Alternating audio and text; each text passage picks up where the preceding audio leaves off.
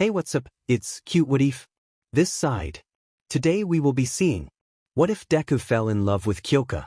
Now before we move ahead with the FIC, leave a like and subscribe to the channel for future what ifs like this. Quirks, powers that gave both human and beast, from the ability to glow your body to causing earthquakes by flicking on the ground. Quirks have evolved to be a powerful tool that brings the age of heroes, who outshone the age of vigilantes, as young children learn to harness their quirks to be the next generations of heroes. There are three types of quirks existed. Emitters are quirks that grants people powers to generate or control certain things, like generating electricity from your body, controlling the mind, the instant increase of strength, and telekinesis. Transformation are quirks that grants people to temporarily transform their body in a variety of ways, like to turn your arms to stone, be soft like clay, be harder than steel, and a full body transformation. Mutants are quirks that grants people new form of changes to their genetics which gave them animal-like parts, the enhancement of one or two of the five senses, extra body parts, and machine parts on any parts of the body.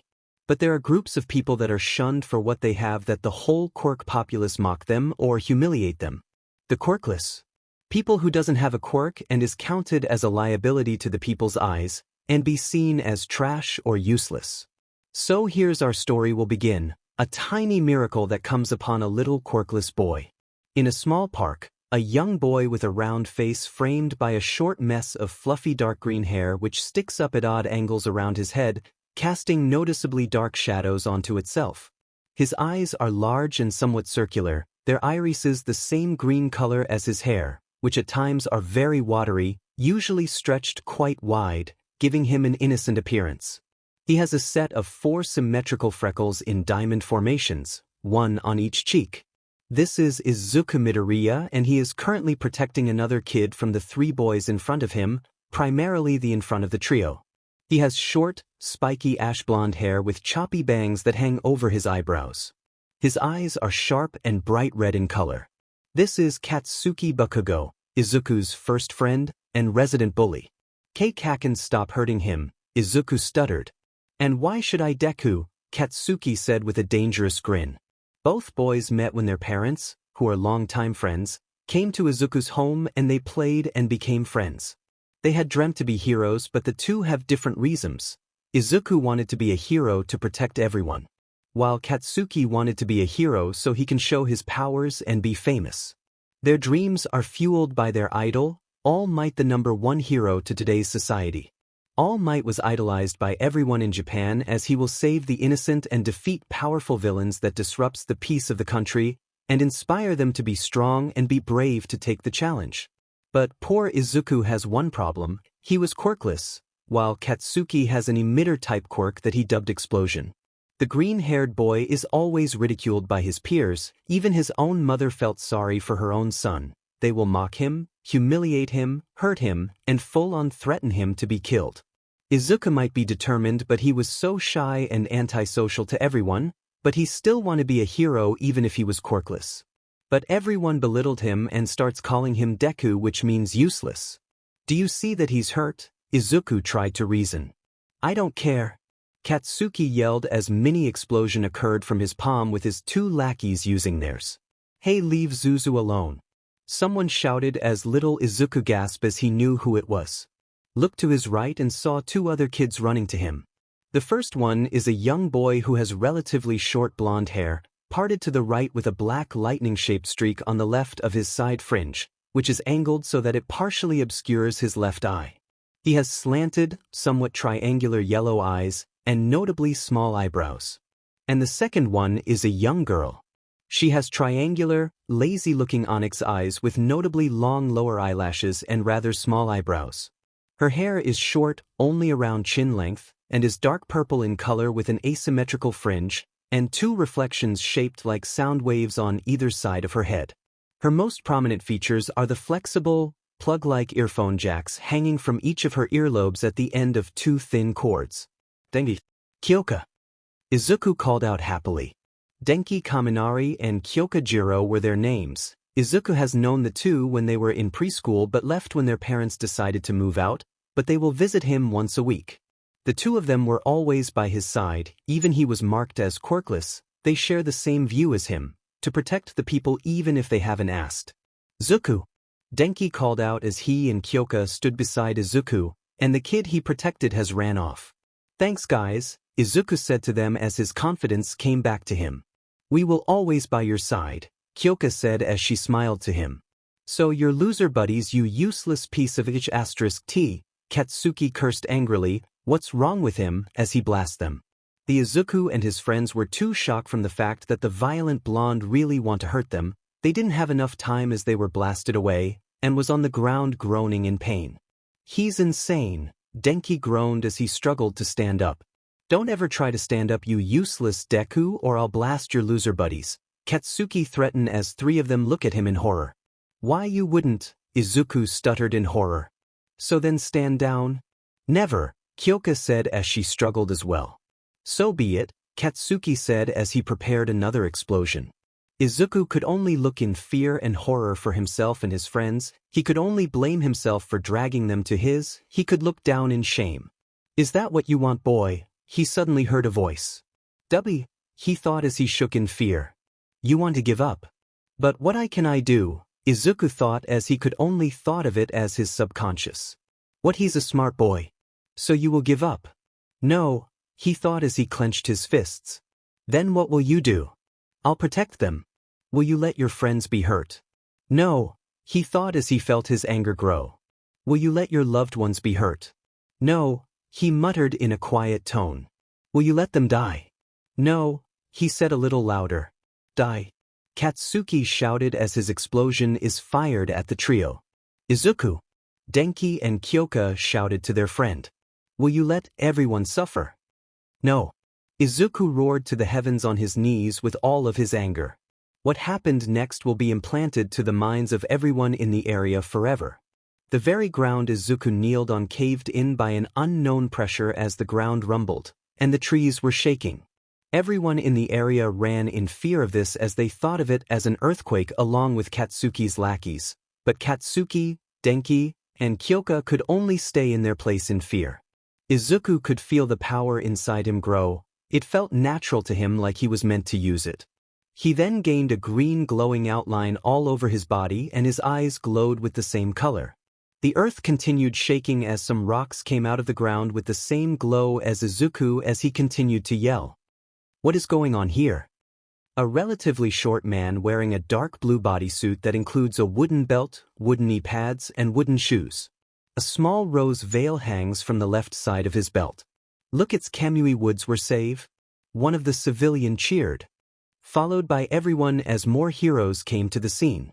It took an hour as 4 heroes gathered around the park as they were amazed from what they saw. Multiple rocks are up in the air floating with some of the park's ground floating in the yard with trees on them. So what's happening? A woman asked. She has an athletic build with muscular arms and legs. She has dark skin, red eyes which are tilted slightly inwards, long eyelashes, and straight white hair reaching down past her waist. On her head, she has a pair of long white rabbit ears pointing upwards with a slight crook. Along with these, she also has a round white tail. She wears a sleeveless white leotard with a dark purple trim around her shoulders and waist, a wide, yellow crescent moon design over her CST, and 2 thick metal plates on her midriff. She wears purple thigh-high boots to complement her leotard, with more plating around the heel and toe areas, making her feet look like those of a rabbit. She also has a pair of thick white gloves on her hands with long cuffs, sporting small triangular protrusions around their edges. Someone's quirk is unlocked, Kamui Woods said, which shocked them. Can we get in? Another woman asked. She is a voluptuous young woman who has purple eyes with white pupils, with elegantly long eyelashes. She has long, voluminous, creamy blonde hair reaching her waist, with 2 shorter strands curled to frame her face which are parted slightly to her left. She wears a purple and pale tan-colored skin-tight bodysuit, which is accented with orange stripes. The suit appears to have a pair of purple gloves with orange accents on the edge of the cuff. The design is similar for her boots, which are cut off at the thigh in a deep V shape.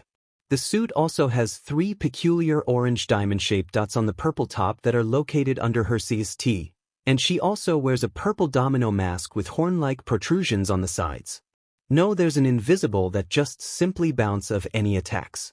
And I can't just use my quirk here since there's still children there a female voice said from a white space suit using what appears to be a puffy jacket instead of an actual suit, a black helmet with white eyes, and a pair of yellow boots as she points to the 4 children inside.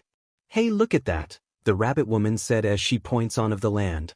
The one she points started to come back to the ground along with the others as the rocks went back underground, and the park looked like it never was disturbed once. They then saw the green-haired boy gone limp, probably from quirk exhaustion, as they rush in to check the area. Are you kids all right? Kamui Woods asked the 3 children. Yeah, we are, Denki said as he was still shocked from the whole thing. Is he going to be all right? Kyoka asked as she was worried for the unconscious boy. Yeah, he will be, he's just having quirk exhaustion, the woman in the spacesuit said. He has a quirk, Katsuki said in shock. What did you just say? Kamui Woods asked as narrowed his eyes to the explosion boy. You Deku? Katsuki shouted in anger as he pounced to the unconscious boy. Hey, calm down, you said as she immediately grabbed hold to the angry blonde. Sir, he's quirkless, Denki said, which shocked the 4 heroes. So a late bloomer I see, the rabbit woman said. Late bloomer? Denki and Kyoka asked in confusion. Basically a kid your age got a quirk a year or 2 late, you explained as the 2 finally understand. Let's get him to the hospital, 13 call his parents, Kamui Woods ordered the spacesuit-wearing woman. Yes sir, good thing Endeavor wasn't here, the now-named 13 said as she and the other heroes shivered when they thought of the number 2 hero. That's not gonna be good, you said as she lifted the angry blonde away to get his parents. Alright kiddos, let's get to your parents, the rabbit woman said to Denki and Kyoka. Can we come with you to the hospital? He's our friend, Kyoka asked. Well sure, but we're telling your parents, 13 said. Yes ma'am, the 2 kids said as they followed the 3 heroes to the hospital. Izuku felt that he was hit by a brick on the head as he groggily opened his eyes. He rubbed eyes as he looked around as shock quickly take over. He wasn't in the park anymore, he's on a large hill with a large sakura tree on top of it. You have finally come boy, Izuku quickly stiffened as he heard the voice. Where are you? Izuku asked. Look up boy, that he did look up and saw something on one of the branch of the tree. It was a gray wolf with green tips on its fur and a gold necklace around its neck. Whoa, Izuku said in awe. I have waited for a long time boy, the wolf said. Where am I? Izuku asked. You are in your mind. So who are you? I am from what you call in this time your quirk. You are, but I'm quirkless, Izuku said in shock. You are wrong boy, your powers will not show physically but spiritually. You need to know by entering your mind, and not see from flesh, muscle, or bones. Then the doctor lied. I have seen your memories boy, and I saw the doctor being truthful, but he might not be as smart as that DMN paper said. So what's your name?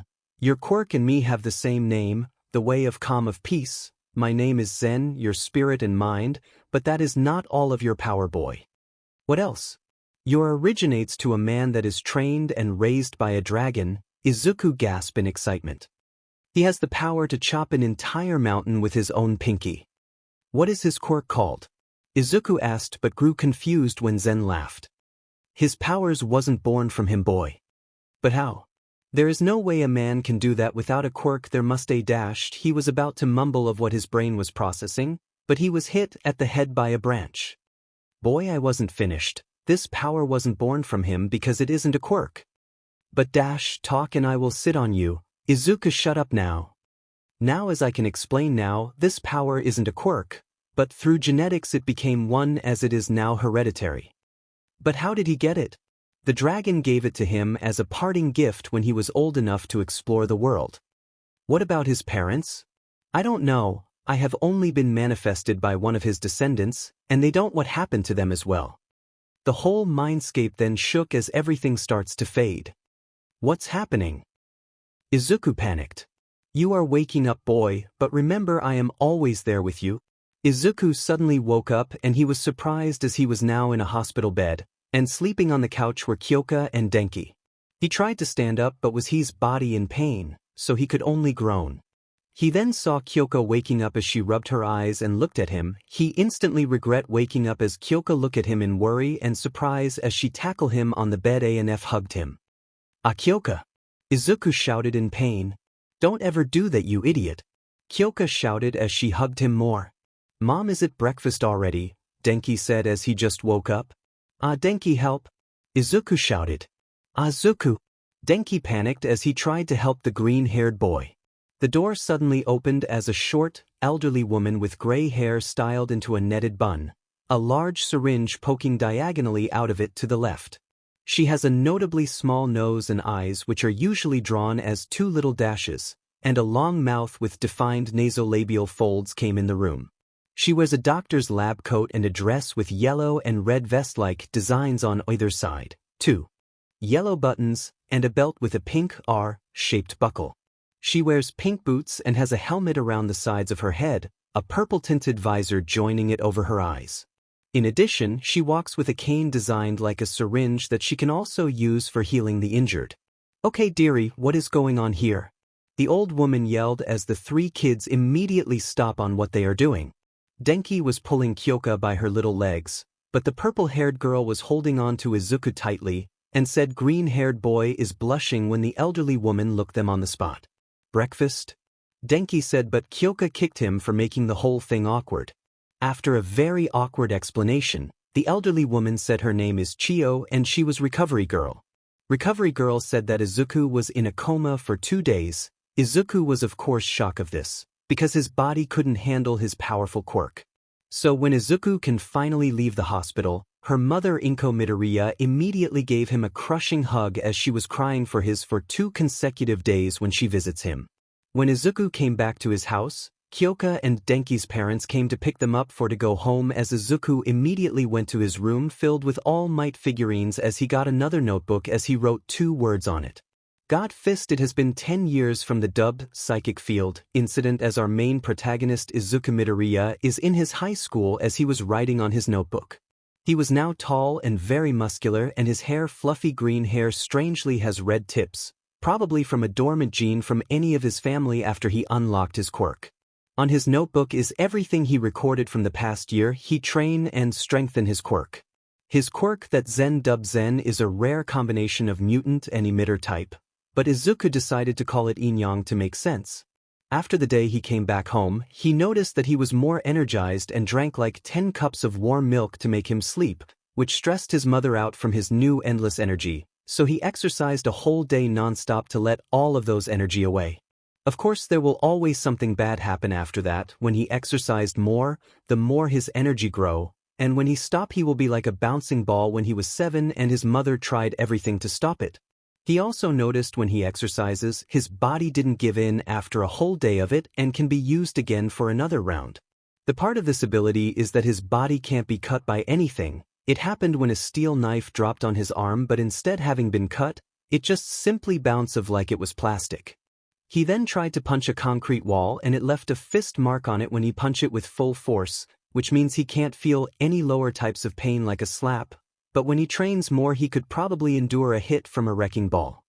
His body can handle all of his constant training, which raises his power of his attacks and speed. Most importantly, he got a more powerful version of his mother's quirk, which lets him carry any heavy objects that his brain could handle.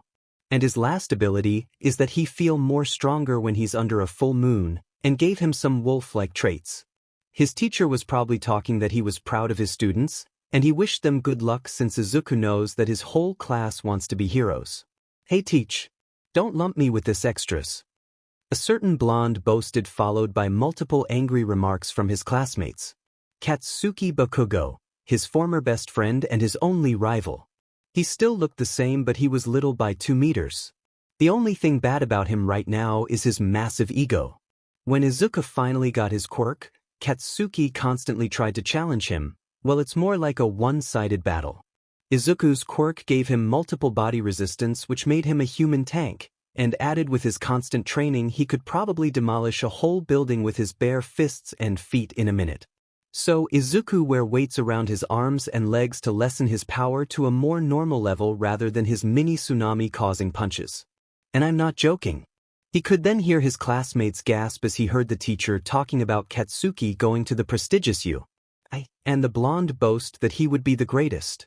You're not the only one, Mr. Midoriya is going there as well, the teacher said, which the class isn't surprised at all since Izuku was literally an unstoppable juggernaut. Deku! Katsuki shouted in anger. What? Izuku asked with a raised eyebrow. That was also the side effect of his quirk. Apparently when he reached the age of 10, Zen gave him more confidence as it matches his unrivaled strength. He is still annoying, Zen said to their new mental link. I know Zen, Izuku thought as he evaded a right hook. You think you are better than me, show off. The blonde yelled as he was about to blast Izuku away, but the green-haired boy simply grabbed him by the collar of his uniform and threw him at the back of the room like he was a pencil, which knocked Katsuki out. Sorry about that, sir, Izuku apologized to his teacher. It's alright, you did it in self-defense anyway, but this is getting old, he said. It was true, Katsuki tried to outshine Izuku from the day he gained his quirk, but he was too powerful. The bell then rang as everyone packed up and went home. Izuku is now walking to his house by the underpass as he gave a confident smile on his smile. So what do we do now, Zen? Izuku asked. You haven't reached your limits yet, boy. Go train some more, Zen said as he cut off the link so he could sleep. Lazy wolf, Izuku thought in slight anger. They might have a good relationship, but they act like children. He quickly sensed something going to attack at him and jump up to the ceiling and dig in his fingers on the concrete to anchor himself. He then saw his attacker, which is a slime villain. Clueless, he thought as he held his breath. Damn it. Where is that brat? The villain yelled as he tried to find to our protagonist. Well, this will count as self-defense, he thought as he let go and landed on the strong ground without a single sound. Lion's palm. Izuku shouted as he did a left palm move to the clueless villain. Wadash, the villain was cut off by a powerful force as his body splattered on the wall of the underpass, knocked out. Still got it, Izuku said with a smile as he walked away. Unbeknownst to him, he just lost the biggest chance of his life. Minutes later, Katsuki is walking his way home as he looked very angry. Scratch that, murderous. He tried many times to beat Izuku, but even with his quirk, Izuku's was more stronger, less versatile, but it is much stronger than his. He couldn't shake off those thoughts and simply walk away.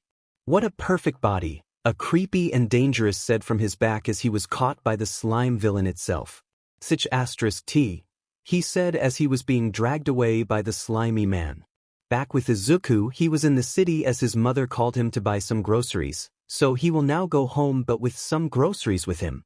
But he heard explosion from the distance and saw smoke. Boy. I felt someone you knew is in danger, Zen said. It's Bakugo, isn't it? He said. Yes, it is him. Izuku could only sigh as he ran off with full speed to where the explosion occurred.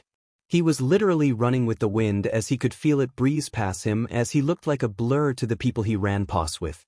He finally reached his destination as he saw the destruction before him. There were fire everywhere with smoke rising to the sky. Heroes are trying to keep the civilians away, and most of all the slime villain took Katsuki hostage.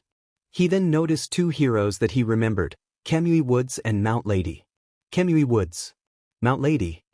Izuku shouted to the two heroes, which they heard his call. Hey little green. Mount Lady Akayu Takayama called out to him as Izuku ran up to them. Hey kid, you can't just go near here, another hero said. It's alright, Death Arms, we know this kid, Kamui Woods said to other hero now named Death Arms. He's from the incident from 10 years ago, you explained, which shocked the hero. This, the kid you were talking about? He said in shock. Permission to attack. Izuku asked as he gave Kamui Woods and Mount Lady a mock salute while the other heroes were shocked from the question. Just don't go overboard, okay? Kamui Woods said. Wait, what do you mean overboard? Death Arms asked in shock. Both heroes didn't need to answer as Izuku was already in a running position with a confident smirk on his face.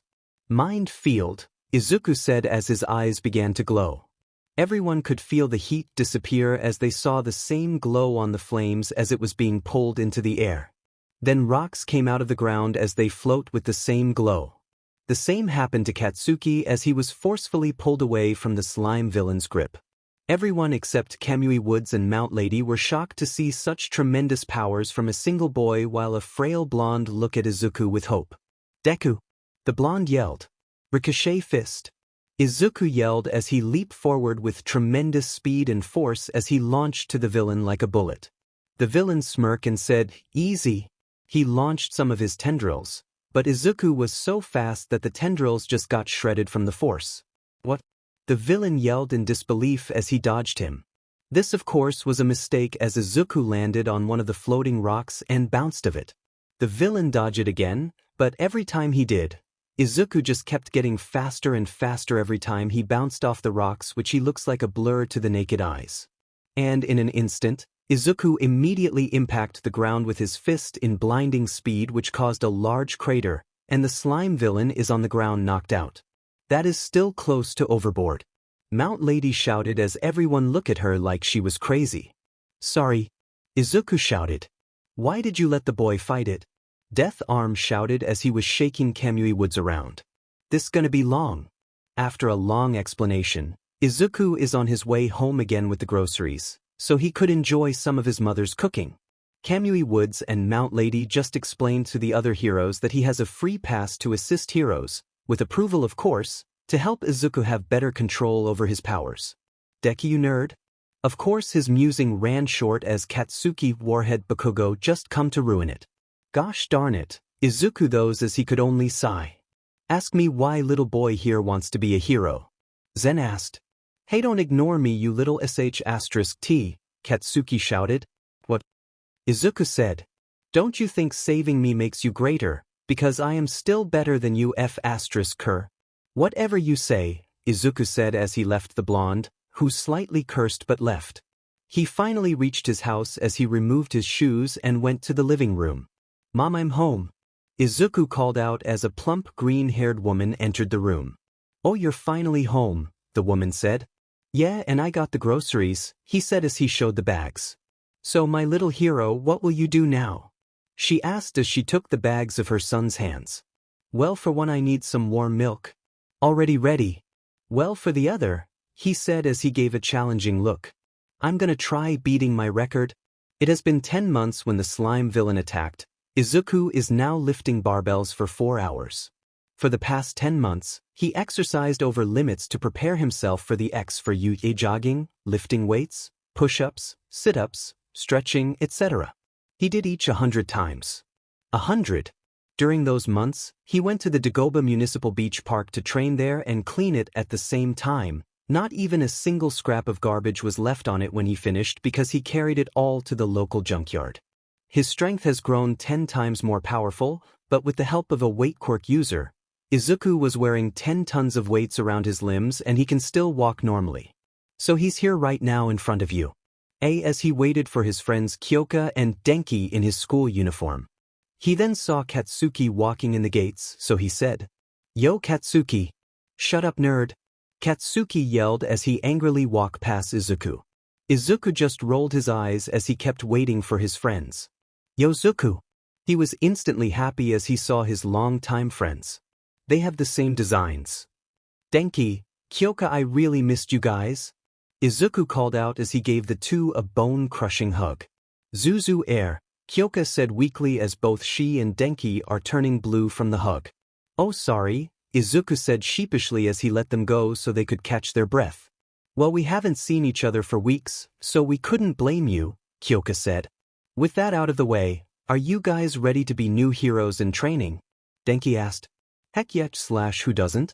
Izuku said while Kyoka said sarcastically. "Well, let's get in then," Deni said. The trio walked in the building. Izuku was now in the exam grounds as he wore his new set of clothes. He is wearing a green shirt under a black hoodie with the kanji for body, in red on his left shoulder and sole, in violet on his right, black jogging pants, red fingerless gloves, and black boots. He looked around to see the other examiners and saw a nervous brunette, so he decided to help her calm down, but a glass-wearing teen intervened. "Excuse me," he said. "Yes, mate," Izuku said with a bored look along with a grin. "That girl appears to be concentrating. Are you trying to distract her?" he said sternly. Izuku then raised an eyebrow and said, "What are you talking about? She's actually nervous?" The teen looked at the brunette and noticed that she was actually nervous, so he turned back to Izuku and said, "My apologies for accusing you." "Meh, water under the bridge," Izuku said as he cracked his neck, which gave a sickening loud crunch that made everyone cringe. "Much better," Izuku said as he cracked his knuckles, which gave the same sickening crunch. "Man, he's weird. Cocky son of AB***. What a weirdo." Izuku actually frowned at this as a menacing aura surrounds which shut up everyone, and he began to walk to the front as he went to a running position. "Start," suddenly shouted by A's teacher present mic through the PA system. With everyone distracted, Izuku launched himself like a bullet as he punched a one-pointer into pieces. "What's the matter? There is no countdown in a real battle." Present mic shouted. Everyone immediately then ran to the fake city as they beat down the robots. Back with Izuku, the green-haired boy kept destroying every robot in his path using many fighting styles that Zen provided. "That's a 3-pointer, so that's 56 points, Izuku said when he chopped said robot in half. Meanwhile, in the observation room, every single teacher and staff of They and its principal Nizu are watching everything on screen. "We have a lively batch this year," Present Mike said. "It kinda does," the R-rated hero, Midnight said. "It's a troublesome bunch if you ask me," the Erasure hero, Eraserhead Shoto Aizawa said. "Hey, check this kid out," Vlad King said as he points to a monitor that showed Izuku. "Ah, the late bloomer, there were rumors that his quirk is equal to yours all might," Power Loader said, which shocked everyone. "You're joking, right?" Ectoplasm asked. "No, it's true, I have seen it firsthand," 13 assured while everyone was still shocked. "This kid keep getting more interesting," the number 1 hero All Might thought. "Well, start the real test, shall we?" Nizu said as he pressed a big red button. "That's 91, Izuku thought when he kicked another robot on its chassis as he was on top of a building. He passed and decided to let the others get some more points, but he got a gut feeling that something bad will happen. The ground then shook as he saw everyone down below looking around frantically at what caused the shaking. Izuku looked where it was and saw a giant robot coming near where the others are. "The 0-pointer. Izuku yelled to everyone as he points at to be robot. Everyone looked at where he pointed and began to run in fear. "Cowards," Zen said as Izuku couldn't help but agree, and he walked away. "Help." Izuku immediately stopped. He looked down below and saw the brunette from earlier under some rubbles. A hero's duty is never done, Izuku thought as he ran across the roof. As he was near the 0-pointer, he jumped off the roof as he pp his fist back. "God fist."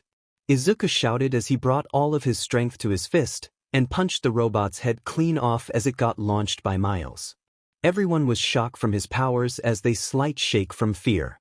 Izuku then landed near the brunette as he lifted the large rubble with his bare hands with ease. "Are you alright?" Izuku asked with a smile as he reached out his hand. The brunette could only look at him with admiration as she could see a bright behind him that made him look like he was a real hero. "I'm fine," she stuttered as she grabbed his hand, and Izuku pulled her up. "The test is over," Present Mike shouted, but Izuku could clearly hear the shock in his tone. "Well then," he said with a smile as he saw Recovery Girl walking to them. "Oh, hello there, Zuku," Recovery Girl greeted. "Nice see you again, Recovery Girl," Izuku said. "Likewise, now what's the problem here?" she asked as she began to heal everyone, and they went home. Izuku is now in his house as he ate dinner with his mother. He was confident that he will pass since he got a lot of points, and he felt good saving to be brunette. "I can't wait to be a hero, Mom," Izuku said as he took a bite of his fish. "You might, sweetie, and I know you are excited to see your 2 friends again," Inko said. "Yeah, I do," he said as he took another bite. They then heard the doorbell rang as Inko went to it to know it is. "I really can't wait to be hero," Izuku thought. "Be patient, boy, you'll get there eventually, and you might see your purple-haired mate," Zen said with a smirk as Izuku blushed at the thought. "Zen, we're just friends. I mean, she is pretty and you're ruining my mind," Izuku mentally yelled as he now resembles a tomato. "Izuku, it's here." His mother suddenly shouted from the door as he saw her running to him with an envelope on her hand. "Really?" Izuku shouted in glee as he grabbed the envelope and went to his room. As he entered his room, there are multiple All Might figure and posters and multiple workout equipments. Please, please, please, Izuku said as he opened the letter, and a small medallion dropped from inside as a projection of an insomniac man came in view. You passed the test. Congratulations. Izuku gave a huge smile as he felt proud for himself. Your class will be 1A, so don't be late, the projection said as it shuts down, and Izuku then began to jump in joy. It is now the day he will start his hero career as he finished putting on his uniform and packing up his school supplies, and his mother is checking his bag by the door.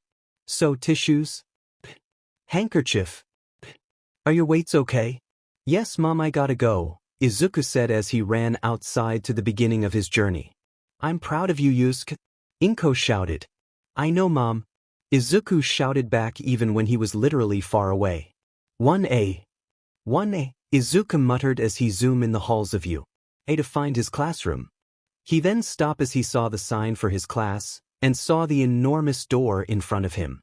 Dang, must be for quirks that makes people tall, Izuku said as he opened the door, and sweat drops as he couldn't believe his luck.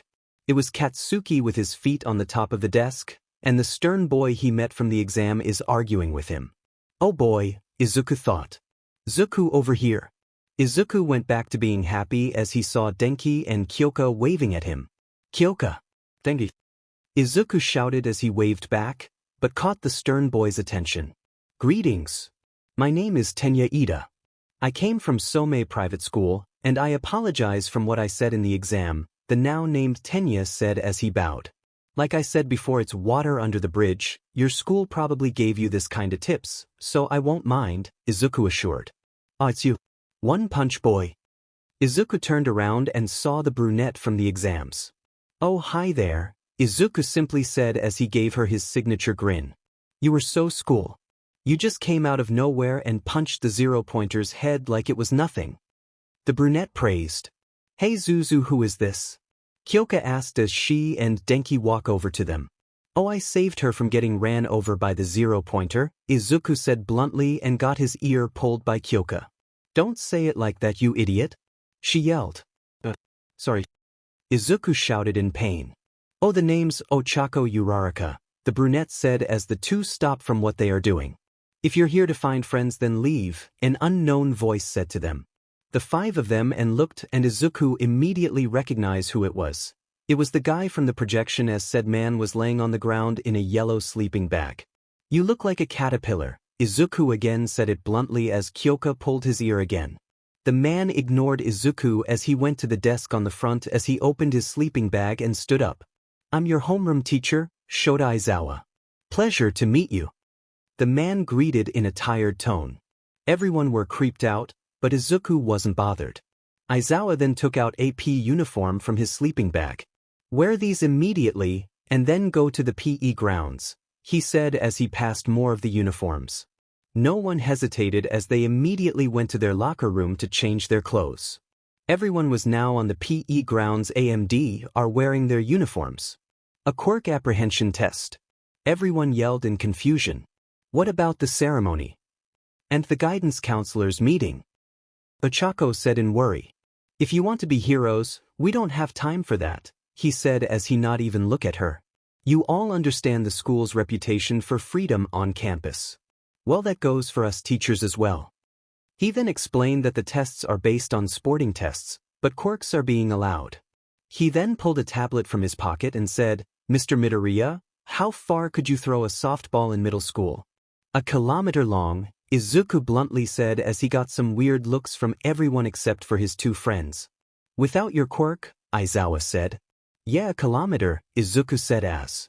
It shocked his classmates and angered Katsuki. Give it a go, but use your quirk. Also stay in the circle, he said as he gave Izuku the ball, and he stood away a little. Izuku then stood in the circle as he stretched his arms, which gave a sickening crunch as everyone cringed. He then reeled in his arm and held the ball strong. As he threw the ball, it was launched in immense speed and created a sonic boom as everyone could feel wind being swept away.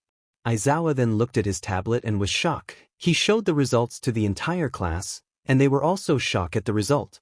Izuku just threw the ball in 4 kilometers.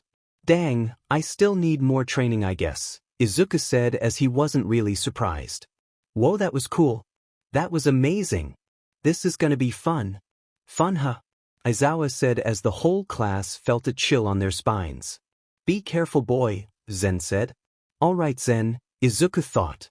Well, you said that this is fun, then the one in last will be expelled, Aizawa said as everyone was shocked and scared. Hey, that's not fair. An invisible girl said. She shouldn't have said that, Zen said. Fair, he said in a stern tone as everyone stiffened. Natural disasters, dangerous villains, big accidents, these will happen on any time. Do you call those fair? The job of a hero aren't always be a good time, so don't expect it to be easy. The world is a much harsher place than you think, and learning them in this school will give you more hardships. Don't you know the school's motto? Plus ultra. Aizawa then smirked. You want to be heroes. Then overcome those hardships and rise up. If you fall, just rise up with your own powers. You aren't here to be babies that needs to be protected, so step up and show me what you got. Others were quivering in fear, but Izuku was determined. First was the 50 meters dash as everyone was finished, and Izuku and Katsuki were left to participate. Start. Then the both of them ran and stopped at the end with Izuku suddenly was on the finish, and Katsuki by seconds. 0, 9 seconds, 4. 13 seconds, the others were shocked from the green-haired boy's speed while Kyoka and Denki cheered for him. Do you know about this? A short boy with purple hair asked in fear. Yeah man, we known Izuku when we are kids, and he trained his body for years, Denki said as he continued to cheer for his friend. The grip strength is next as Izuku put away his weights on his arms as he clutched the machine very strong and accidentally broke it and got a 1,000 kilograms. Oh. What are you, a robot? A boy with tape dispenser-like elbows asked in shock. No, Izuku said bluntly. You are paying for that, Aizawa said as Izuku rubbed his head sheepishly. The standing long jump is next as Izuku cleared it easily because of his countless jogging to have the proper leg strength. Izuku also completed the repeated side step easily in seconds, and the purple-haired boy used his quirk for the exercise. It was the ball throw again, and Izuku pouted when Achiko beat his score by making her ball weightless and got infinity as her score. It was probably in space by now. Then it was followed by sit-ups, seated toe touch, and lastly the long distance which Izuku finished in seconds. As everything was done, Aizawa showed them their scores. Alright, I got first. Izuku cheered. Not yet, kid, Aizawa said. What? Izuku asked in shock.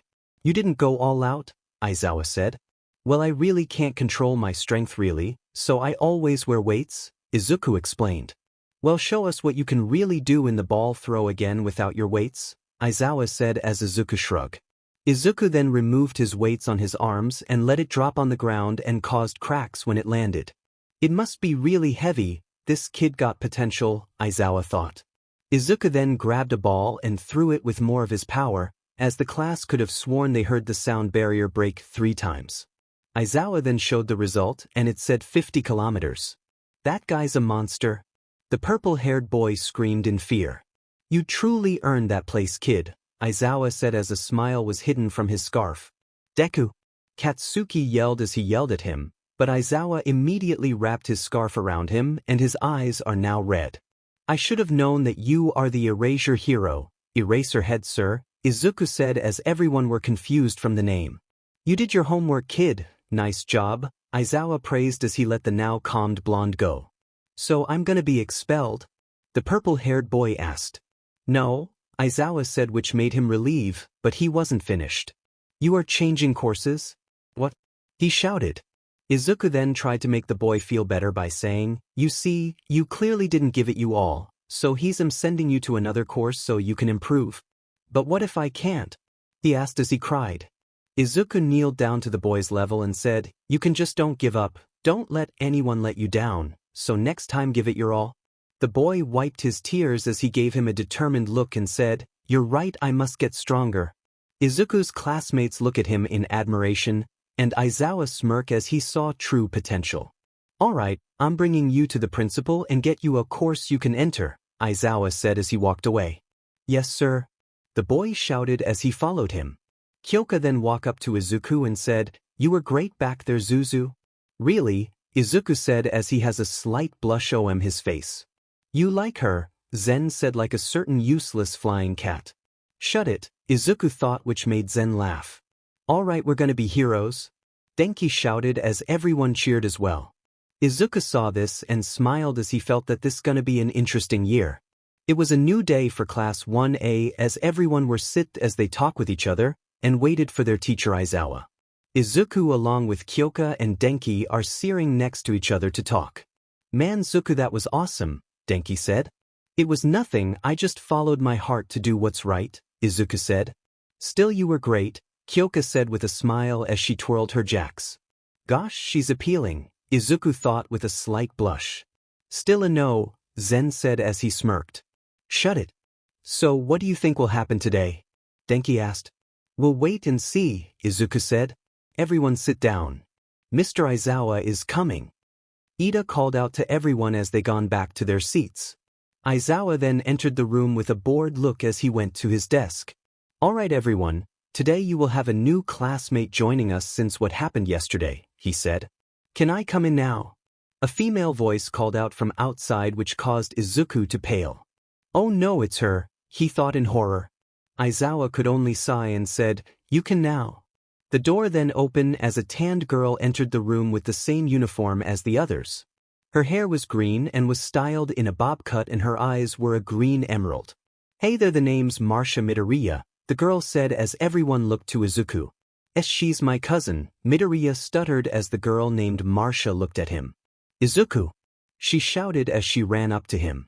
Wait, don't! Izuku yelled as he was tackled by her own cousin. Marcia!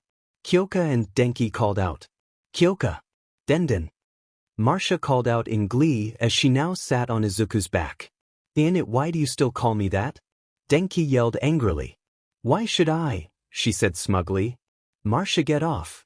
Izuku said as he struggled to get her off, even with his incredible strength. Well, Kaus, I am staying here to learn. Till I graduate and you can't stop me. Marcia, enough, Aizawa said as he gave her his infamous glare which made her nervous. Yes, sir, she said as she stood up. Aizawa could only sigh and said, as you can see, your new classmate is Marcia Midoriya. She is here to learn as well to be hero, and introduce yourselves to each other while you're at it. He then grabbed his sleeping bag and sleep. Yes, sir, the class said as they resumed their class. You already know their names, so skip them. The whole class introduced themselves and leaving Izuku and Marcia to introduce their own. The name's Izuku Midoriya. My quirk is called Inyang. It gives my body incredible endurance and stamina and telekinesis. I like to train, Katsudon and my friends, but I hate bullies, Izuku said with his grin. So my name is Marcia Midoriya and I live in Brazil. I am half Japanese and half Brazilian with my mom being Japanese. My quirk is called Paradise. It gives me the utmost control over plants and I can talk and command animals. I like to play football, chocolates, and teasing Denden over there, Marcia said smugly as she points at Denki. Marcia Yuja. Denki yelled in anger as Kyoka could only laugh at him. She has a nice laugh, Izuku thought. You know this isn't helping your claim, right? Zen said. When they finally finish, everyone were back on studying and learning from their teachers, but Denki could only suffer when Marcia kept teasing him.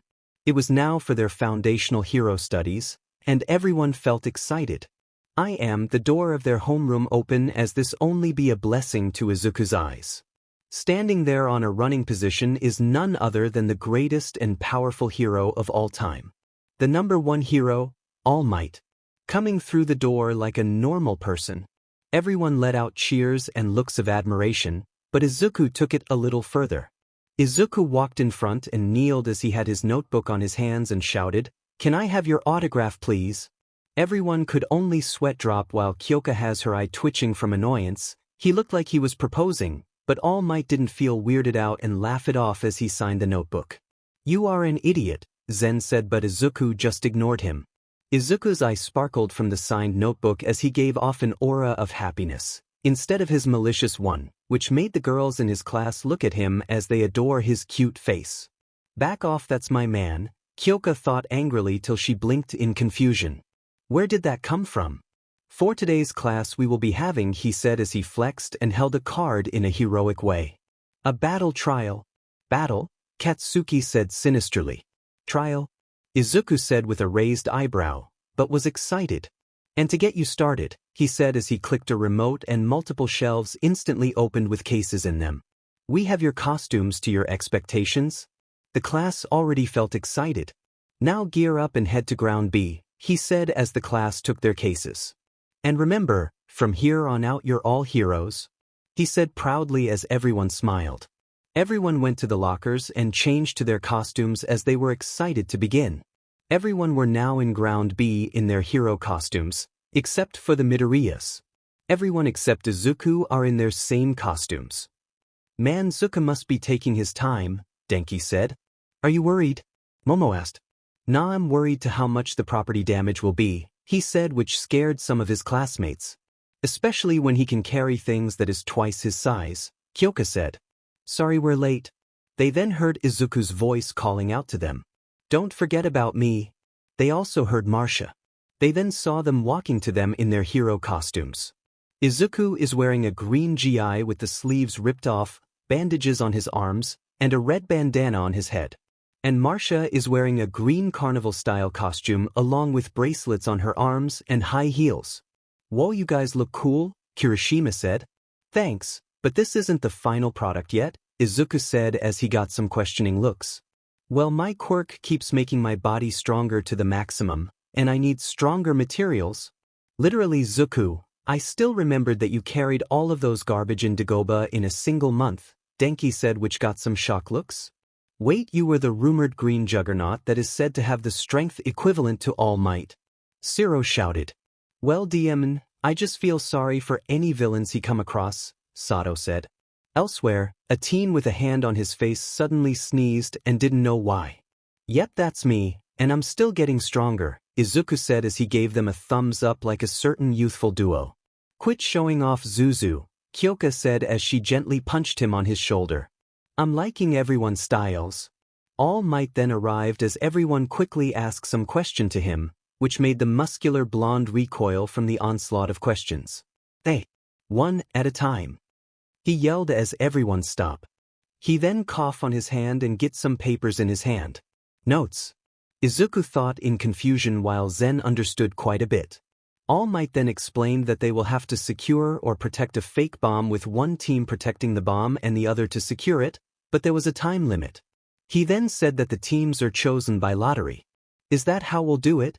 Tenya asked in shock. Well, put it like this, Ida, Izuku said. Suddenly an attack or an accident happened and heroes are needed there immediately, and they need to use what they have to stop it. I understand now, thank you Midoriya, Tenya said as he bowed. Anytime, Izuku said as he put his hands on the back of his head. Also I apologize, All Might, Tenya said as he also bowed to All Might. With a thumbs up, All Might said, well, let's start. Everyone then got the name of their teammates from the box with Izuku going last. I got Kyoka, Izuku said till he get bonked on the head. Cool yourself, Zuzu, the voice of Kyoka said as Izuku looked behind him and saw her. Sorry, Izuku said sheepishly. Alright, first up is Team A being heroes and Team D being villains. All Might said as Izuku and Kyoka saw they were Team A and they were competing. Katsuki and Tenya, who were Team D. Katsuki could grin maliciously at the chance to beat Izuku, but the green juggernaut didn't really care and focused more on the objective. Izuku and Kyoka were now waiting outside the building that they will enter to plan ahead. So how do we do this, Zuzu? Kyoka asked as she twirled her jacks. Well, we can't let you use your jacks when little boy can make you deaf, Izuku said as he referred to the grouchy blonde Katsuki. Kyoka chuckled from their resident bully's nickname and said, well, how do we do this then? Remember Operation GI, Izuku said with a devious smile as Kyoka did her own, as she knows where this is going. Meanwhile, Tenya tried to reason Katsuki to not go alone, but the blonde can't be reasoned at all as Katsuki already left to find our green-haired protagonist. May Midoriya give you mercy after you are taken down, Tenya said in worry as he prepared the bomb himself. Meanwhile, the other students and All Might are in the surveillance room as they watched the two teams on screens. Zuku already win this, Denki said. You can't really be sure, Momo said. Then you don't know him at all. Really, I think he will just go through a wall and end this, Mina said. Zuku's intelligence is equal to his strength. He always got a plan in mind, and I think they are using Operation GSI, Denki said. What's that? Kirishima asked. Gecko-style infiltration, and yes, it is funny, Denki said as everyone could only chuckle. They then saw the two teams are already starting. Back with Izuku and Kyoka, the two were in front of the building that they are about to enter. Kyoka, hold on, Izuku said as Kyoka jumped and his back. Izuku then walked onto the wall as he pierced it with his fingers and did it again to climb up. I hope they don't notice us immediately, Kyoka said in worry as they are near the third floor. If I was little boy, he could already unto us, Izuku said. What did you call me F***er? Oh, here he is, Izuku said as he pulled himself up with his strength to go higher and to avoid the explosion that was about to hit them. Get back here, Deku. They then saw Katsuki poking out his head out of the window as he cursed and fired explosions at them. Kyoka, I'm dropping you off at the top. I need to take care of little boy from below, Izuku said. Just don't be reckless, you idiot, Kyoka said as Izuku could only chuckle. I won't. They then reached the top as Kyoka let go and Izuku climbed back down. Be careful, Zuzu, Kyoka said in worry as she went for the door. On the fourth floor, Katsuki is stalking around to find his prey as his gauntlets gave out sparks. Where are you, Deku? He yelled as he continued to move till he felt someone tapping his shoulder from behind. Right here, he heard Izuku's voice and quickly turned around, but his face met the green-haired boy's fist as Katsuki was sent back to a wall. What's wrong, little boy? Did you stumble over a love tap? Izuku taunted as the walking Deni growled at him. Eat sh**t. He yelled as he fired another blast to the green juggernaut only for Izuku to dodge it with ease. Gong. Izuku shouted as he beat his easy like a gorilla, which gave off a loud resonating sound that pushed the blonde from the force of the sound itself. Bakugo groaned from the pain as he tried to shook it off and could only glare at Izuku. You still haven't let go for many years, have you, Kachin? Izuku asked. Like hell I will ever let you get the spotlight, you piece of h**t. Katsuki yelled, which Izuku frowned upon as he could only shook his head.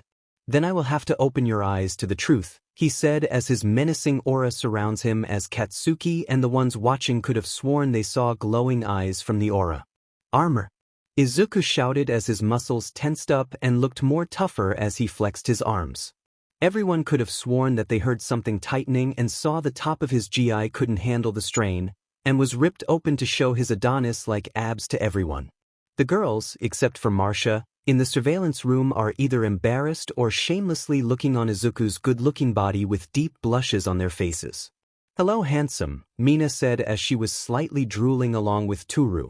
Meanwhile, the boys, except for Denki, were jealous of his body as they couldn't possibly hope on getting that perfect body. Denki could only facepalm while all might look in interest. Back with Izuku and Katsuki, the building then starts to rumble from the pressure that Izuku exerts from his aura as he looked more serious than before. Face my wrath, arrow? Izuku then appeared in front of Katsuki and delivered a knife hand on the blonde's stomach, which he lowered his power to not kill him. The force of the attack sent the blonde to a wall as he coughed and groaned from the pain. Izuku immediately appeared in front of him with his leg raised up as he shouted, Axe? Izuku then dropped his leg on the blonde, but Katsuki rolled away from the attack, which caused the floor to have a hole on it. Deku! The blonde yelled as he fired an explosion at Izuku, but the blast didn't affect the green-haired boy and only angered him. Meanwhile, Kyoka was hiding beside the door of where the objective is as she felt the building shaking. Zuzu is taking this rather seriously, she thought, as she couldn't blame him. Katsuki Bakugo was an enormous JRK. Well, let's test my new gear. She then got some small disc from her pockets as she put in on the middle of her fingers like they are shurikens. She threw them at the unexpected Tenya and covered her ears as the disc released an ear-deafening sound which stuns him. She quickly ran for the fake bomb till the building shakes like it was in an earthquake. He's really serious, she thought as she wobbled to the bomb with Tenya trying to stand up. Back with Izuku, he was clearly pummeling his former best friend to the inch of his life, but Katsuki kept stubbornly stand up to show his strength. Well, this will end this, Izuku said as he jumped back. Like hell, Katsuki shouted as he subconsciously pulled the pin from his gauntlets as Izuku jumped back more. Katsuki then pulled the pin which unleashed a powerful explosion, but Izuku jumped forward, heads first, with the speed of a bullet as he pierced through the blast, and headbutt Katsuki on his stomach. "Cannon!" Izuku shouted as the blonde was sent back to the wall in an instant. Katsuki roared in pain as he could feel his muscles ready to give up from the beating, but he doesn't want to. Izuku then bounced off the walls beside him and became a blur again as Katsuki tried to blast the green-haired boy again. Izuku saw this and bounced at the end of the corridor and bounced off it as he shouted, "Railg!" He then zoomed through the corridor with his fist aimed at the blonde as he pierced through the blast again, and hit Katsuki on the sea. The blonde struggled to stand as he was now on the ground face first as he could only growl in pain and rage. "And that is it," Izuku said as he began to walk away, but Katsuki weakly grabbed his opponent's leg. "Not yet," he said in pain as he clutched Izuku's leg tightly. Izuku could only shook his head and continued to walk away with his former best friend being dragged along. The objective has been captured. Hero team wins. All Might announced as everyone calmed down and Izuku smiled for his teammate. But Katsuki was still on the floor in shock and anger as he could only lay there in defeat. "This conquest of yours is foolish," Izuku said as he left the fuming blonde alone. Then Izuku, Kyoka and Tenya, who's carrying Katsuki over his shoulder, entered the surveillance room as Denki and Marcia ran up to their friends/cousin as they congratulated the two along with the rest of the class. "I knew you would win it," Denki said as he placed his arm around Izuku's neck. "You were manly," Kirishima shouted with a grin. "Your body is amazing," Mina said with slight lust as her hands are reaching out for Izuku's bare, ripped body creepily, but Momo slapped her hands away, but she was also blushing. "She means your performance," Momo said to avoid any awkwardness with the class. "Well, Izuku did most of the heavy work," Kyoka said as she playfully punched Izuku on his shoulder. "Well, you did capture the weapon," he said as he nudged her. Kyoka could only roll her eyes and chuckle. Ochako went near Denki and whispered to his ear, "Are they a thing?" Denki shrugged and said, "I think so, but I don't think they even notice yet." Ochako could only blink and shrug from the answer as she watched the two compliment each other. All Might then asked who was MVP and everyone said it is Izuku for being strong, but All Might said no and said that they are missing something. Momo then intervened that Izuku kept a cool head during the battle and knows to hold back his power, and helped his partner in the mission as she also said that Tenya was also MVP for being cool-headed as well and tried to plan, but during Katsuki's rebellion, he did it all alone. All Might congratulated for her observation but was mentally shocked as Momo said it better. Everyone then went back to their lockers to change and went back to class. Class has ended as Izuku began to walk home with some groceries in hand, and with his weights are switched with you. A's gravity weights that can change the total weight with a turn of a knob. He could whistle as he passed the streets till someone bumped to him. He looked who it was, and it was a little girl with white hair, red eyes, and a single horn in a raggy dress looking at him wide-eyed. Izuku could only look in curiosity and asked, "Are you okay?" The girl could only tremble till a man came out of an alleyway which gave Izuku bad vibes. Very bad vibes. Izuku was now standing face to face with the man in front of him as the little girl hides behind the young juggernaut in fear. "Thank you, you find little Eri, so can I take her to get her home?" The man asked, but Izuku didn't believe it one bit as the girl Eri was trembling behind him and noticed the scars on her body, which made him angry. "How about no?" he said till he instantly appeared in front of the man, who was shocked from the young boy's speed, and said, "Axe?" Izuku then delivered a powerful axe kick that brought the man down in one hit, and a small crater is created when the attack reached the ground. Izuku then looked at the down man and went to Eri as he embraced her protectively.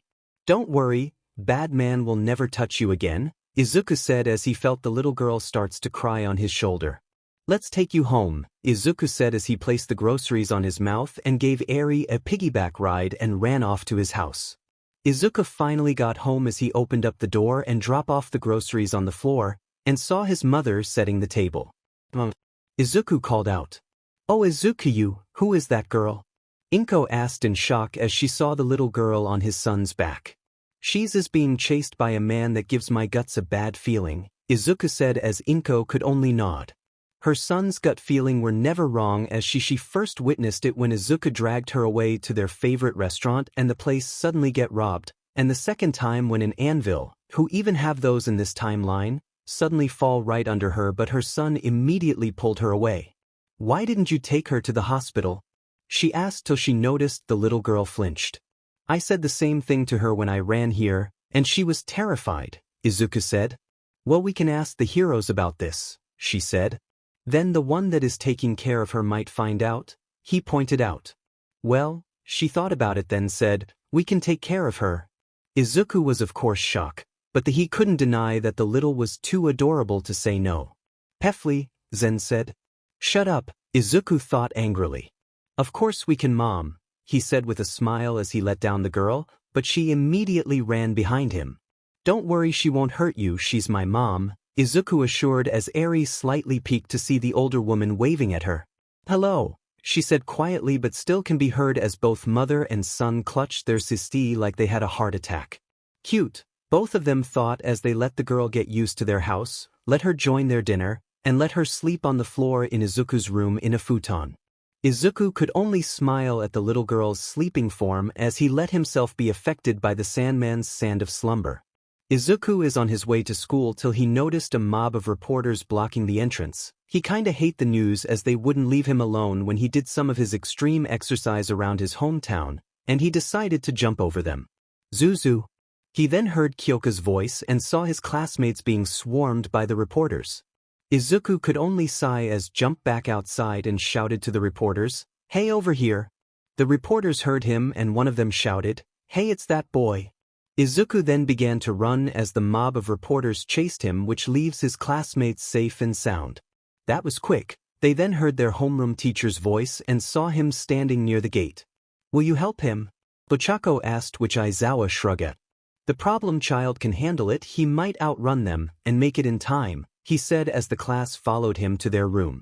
As the Izuku's classmates and teacher reached their classroom, said green-haired boy was outside the room on the locked window as he will not open it with force or he would pay for the damage. Aizawa then opened the window which let Izuku go inside as they begin the class. It was quite normal if you ask me as everyone are reading notes while some were sleeping from boredom till it was time for the lesson to end as everyone were now chatting with each other. Izuku's circle of friends also increased with Momo, Tenya, and Ochako joining the group as they exchanged their numbers and talk about some of their old days. "So I was just going to the docks with Kyoka and Denki, and a yacht owner was having trouble with his boat as the chains of the anchor was rusted, so I helped by breaking it with my hands," Izuku said as his new friends clapped in amazement. "The tales I heard of your power are quite fascinating, Midoriya, and I truly believed them when I laid eyes on you," Ida said with Momo and Ochako nodding in agreement. "But Zuzu is really kind and noble, so you can be friends with to guide you," Kyoka said as she chuckled when the said boy is blushing in embarrassment. "Don't praise him, he might faint on the spot," Marcia teased as Izuku could only glare to his cousin. "Shut it, Marcia," Izuku said angrily as he crossed his arms, which made his friends laugh at him. "Oh, I also heard from Aunt Inko that I have another cousin," Marcia said as Kyoka and Denki got interested. "Really, Zuzu?" Kyoka asked. "Yeah, I saved her after I knocked out a guy with a beak-shaped mask, and decided to adopt her," he explained. "A little girl, how does she look?" Ochako asked as Izuku showed them a picture of a sleeping Eri on his phone that he took last night. Least to say the three girls squealed at how cute she was, which caught the others' attention and saw the picture of Eri, and the rest of the girls also squealed. "She's adorable," Toru said as she gushed at the photo. "You're so manly, Midobro." Ejiro shouted with manly tears till Aizawa gave them a serious look. "Alright now, grades aside, there is another you lot need to do," he said as the whole class tense up, so he continued, "You need to choose a class president and a vice president." "So normal?" everyone exclaimed. Everyone then began to try to persuade each other to take the spot, with Tenya trying to calm down the whole class to choose the right path for selection, but Izuku was quite nervous since he couldn't handle such responsibility. He might be strong, smart, and a pure of heart, but he was not a good leader to something that isn't hero-related. He just hoped that he wasn't chosen and everything will be good, right? Wrong. Midoriya, 3 Momo, 2 Tenya, 1 Izuku could only look in shock as he began to hyperventilate with Kyoka, Denki, and Marcia as the class looked at him in worry. Sorry, that kinda shocked him since this is kinda new to him, Kyoka said. What do you mean? Momo asked. Well, Izuku is a late bloomer, a boy who developed their quirk a year late, so he was kinda antisocial to everyone when he was 4, and people are kinda scared of his quirk to have him those kind of responsibilities. Which made Izuku kinda scared of letting everyone down, Denki explained as the class could nod dumbly as everyone except Katsuki are saddened for their classmates' childhood. Well, since Midoriya couldn't take the position, Miss Yaoyorozu will be class president and Mr. Ito will be vice president, Aizawa said as Izuku immediately calmed down, which made his other classmates happy, so they decided to help him with his problems. It was now lunchtime as Class 1A are enjoying their favorite food with Izuku having a bowl of pork cutlet and Marcia having kebabs. Glad that was over, Izuku said as he took another bite. Well, we're sorry that we didn't know, Momo said. It's fine, I'm still glad that I'm not a part of it. Anyway, Ida, why are you still sad?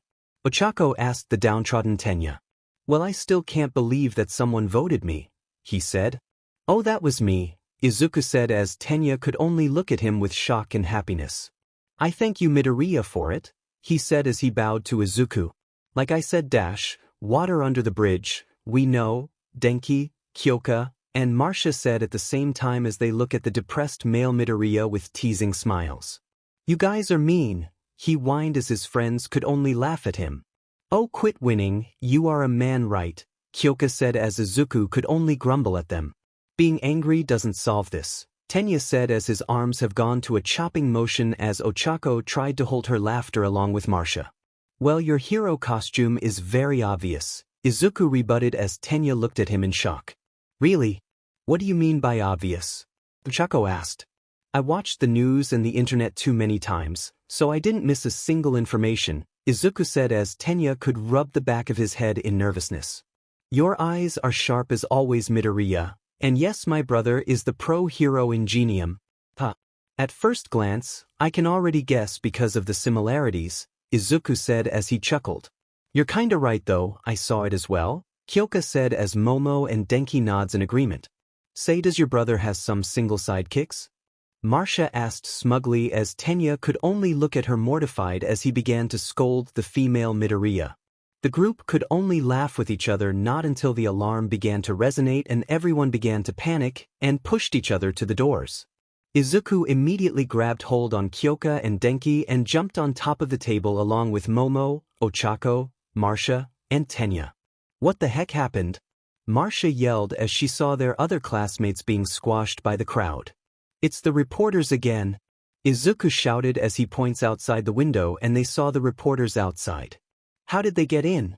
Momo asked as she was confused along with the others. There's a gate that separates the students to unwanted guests, but the question is who let them in. Yaoyorozu, make me a megaphone, Tenya said as Momo nods and made him a megaphone. Het then faced Ochako and said, Uraraka, make me float? Ochako nods and used her quirk on her classmate as Tenya slowly floats up. Everyone look outside, it's just the press. Tenya shouted through the megaphone as the other students stopped and looked outside as they indeed saw the mob of reporters and calmed down.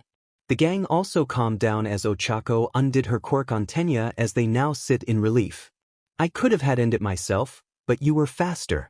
So nice job, Vice Rep, Izuku said as Tenya could only smile from friends' praise. So they continued eating their lunch till their class will start, but Izuku was worried as he got that feeling again. Meanwhile, outside, Nizu and Aizawa were looking at the source of the reporter's break-in. The gate is disintegrated to dust. I have a bad feeling about this, Aizawa said to the principal. I know, Aizawa, I am also worried because of this, so I propose the double of security around here, Nizu said as Aizawa could only nod in agreement. Something bad will happen very soon. While the whole shenanigans are happening, Izuku went inside his mindscape and saw it being better. The tree was now much larger with a single house on it and multiple necessities around it. Izuku looked at it with a smile till he felt someone nudging him. He turned around and saw Zen, who was twice as large, sitting beside him with curiosity on his eyes. You felt it as well, boy? Zen asked. Yeah, something bad will happen very soon, Izuku said as he continued to look at the horizon. Do you think that you are prepared for this?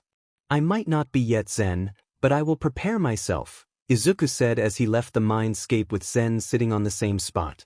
Be careful, boy, he said till he's shaking as his fur turned black but went back to its original color. Dinenit, it's almost time, the boy needs to be ready quickly. He then ran to the tree and rest. It is now a new day as the class were waiting for their teacher Aizawa. What do you think will happen today? Ochako asked. Maybe something exciting, Marcia suggested. Time could only tell, Kyoka said. True, we must wait for it, Tenya said. I guess, Izuku said as he was focused on his notebook as his two best friends and cousin were worried about him. Kyoka was about to say something, but Aizawa suddenly entered the room as everyone went back to their seats. All right everyone, we have something special today, and we need you all to be prepared, Aizawa said. For you troublesome bunch are doing rescue training with me, All Might, and another teacher coming along. The class were either nervous or excited for that type of class, since, 1. Some have unreliable quirks for this types of thing, and, 2. Some rather fight. You can either wear your hero costumes or your P uniform. When you are done, let's go outside, he said as the class were gone to change to their costumes. Everyone were now outside with a bus nearby as everyone were there chatting with each other when they are waiting for Aizawa.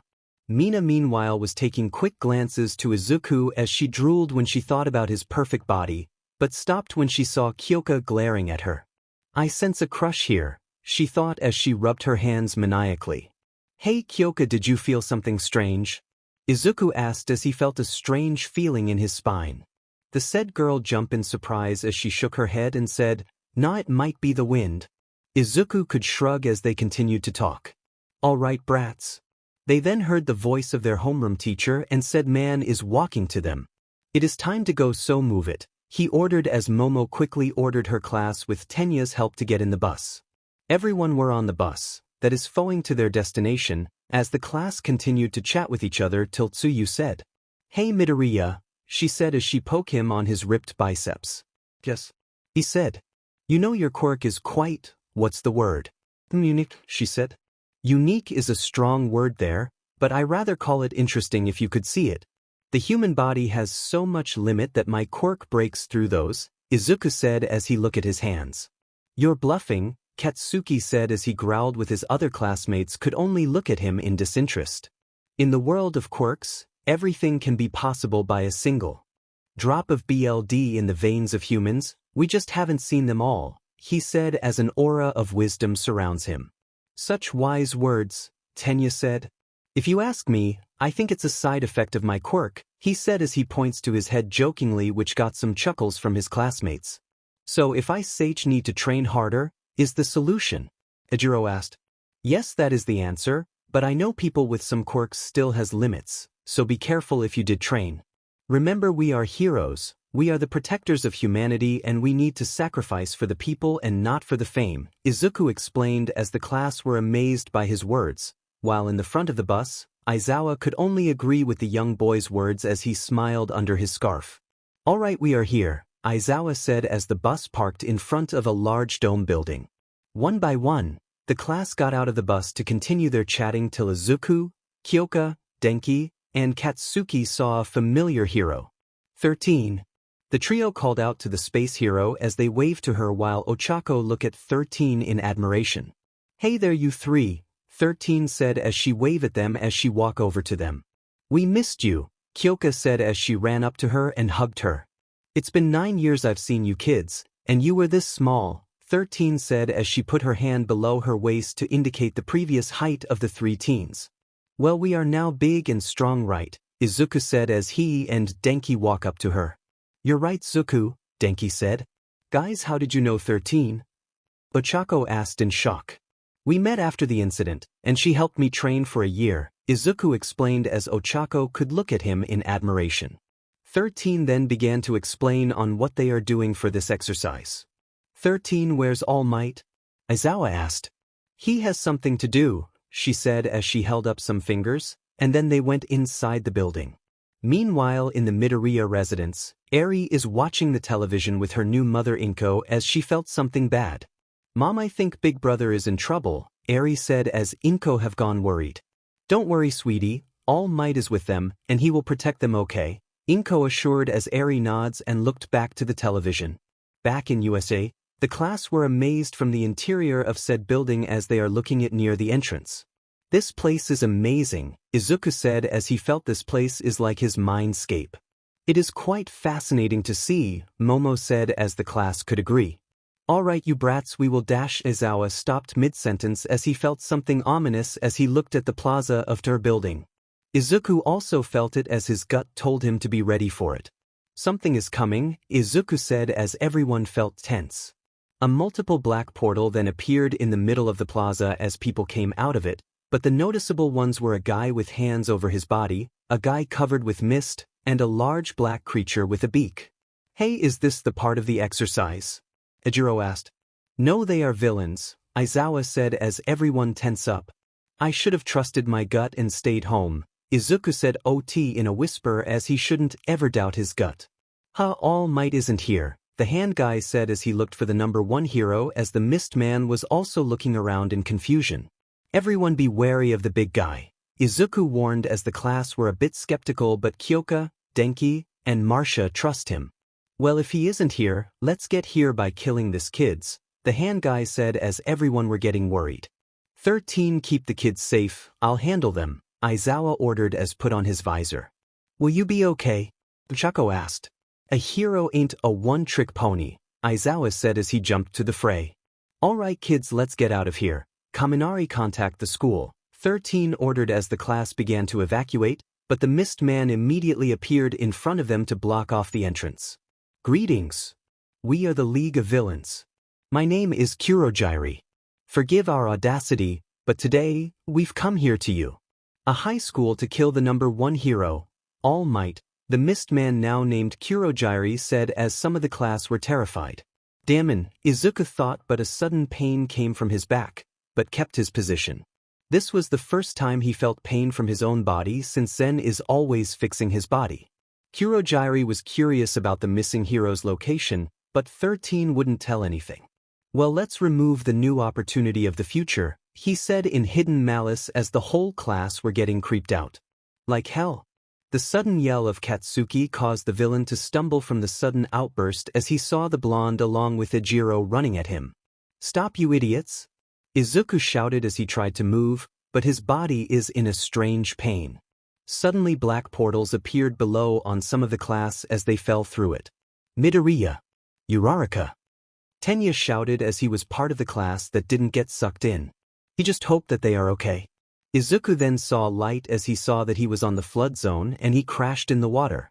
Izuku quickly used his telekinesis to make the rocks below the water as platforms, and ran on it to get on the boat near him.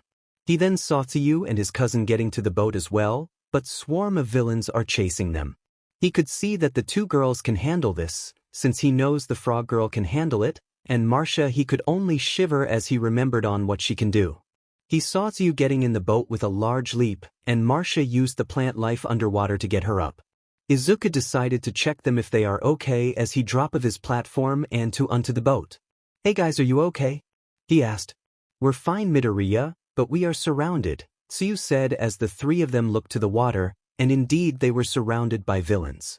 Who says that? Izuku asked with a menacing smile, which Tsuyu flinched at as he walked to the side of the ship and spinning his arm around. Hey, what is that kid doing? One of the villains said as they were confused from the smiling teen. Izuku immediately jumped off the ship and shouted, Mjolnir. He slammed his fist on the water, and the liquid blew up like a minesweeper blows up, and the villains were carried away by the explosion to the sky. Tsuyu still looked stoic, but underneath she was shocked from the power behind the punch as she saw the villains began to fall in different places knocked out. The 2 could feel the boat being rocked around by waves from the hammer fist as they hold on to the railings. The rocking stopped as the 2 girls finally let go and looked for the male Midoriya, and they saw him waving at them from the shore with a grin. Tsu, let's go, Marcia said as Tsuyu could only nod as they used their quirks to go to the shore.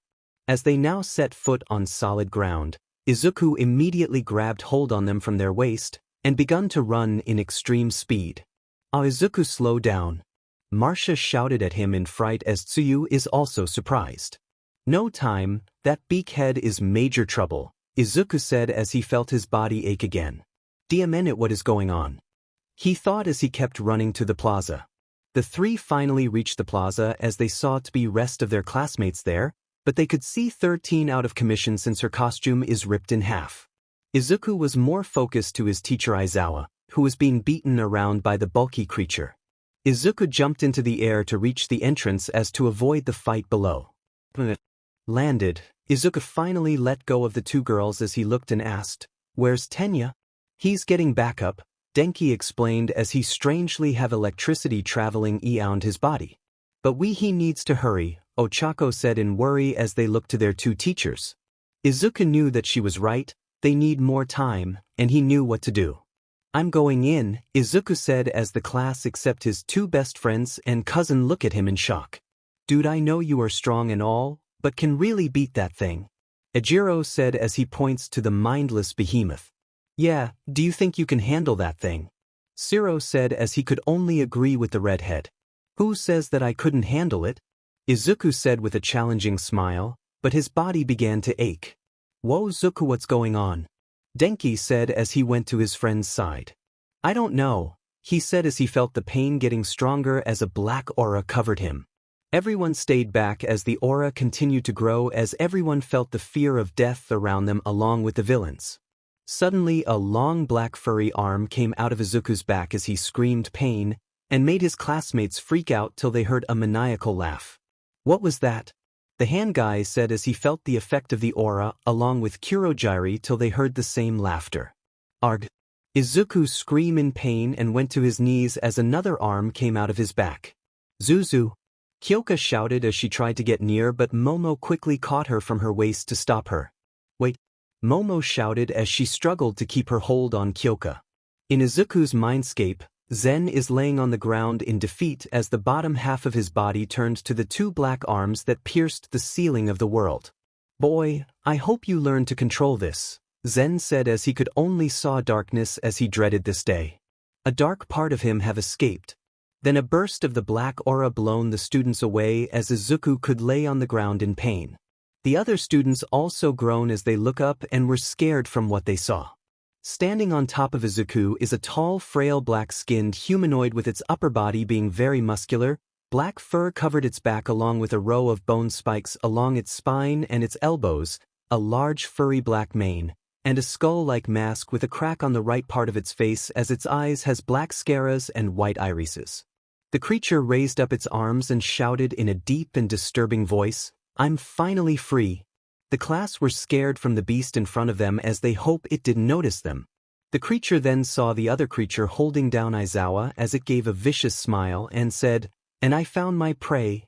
It then charged at the bulky creature like a wild beast as it roared to show its black tongue.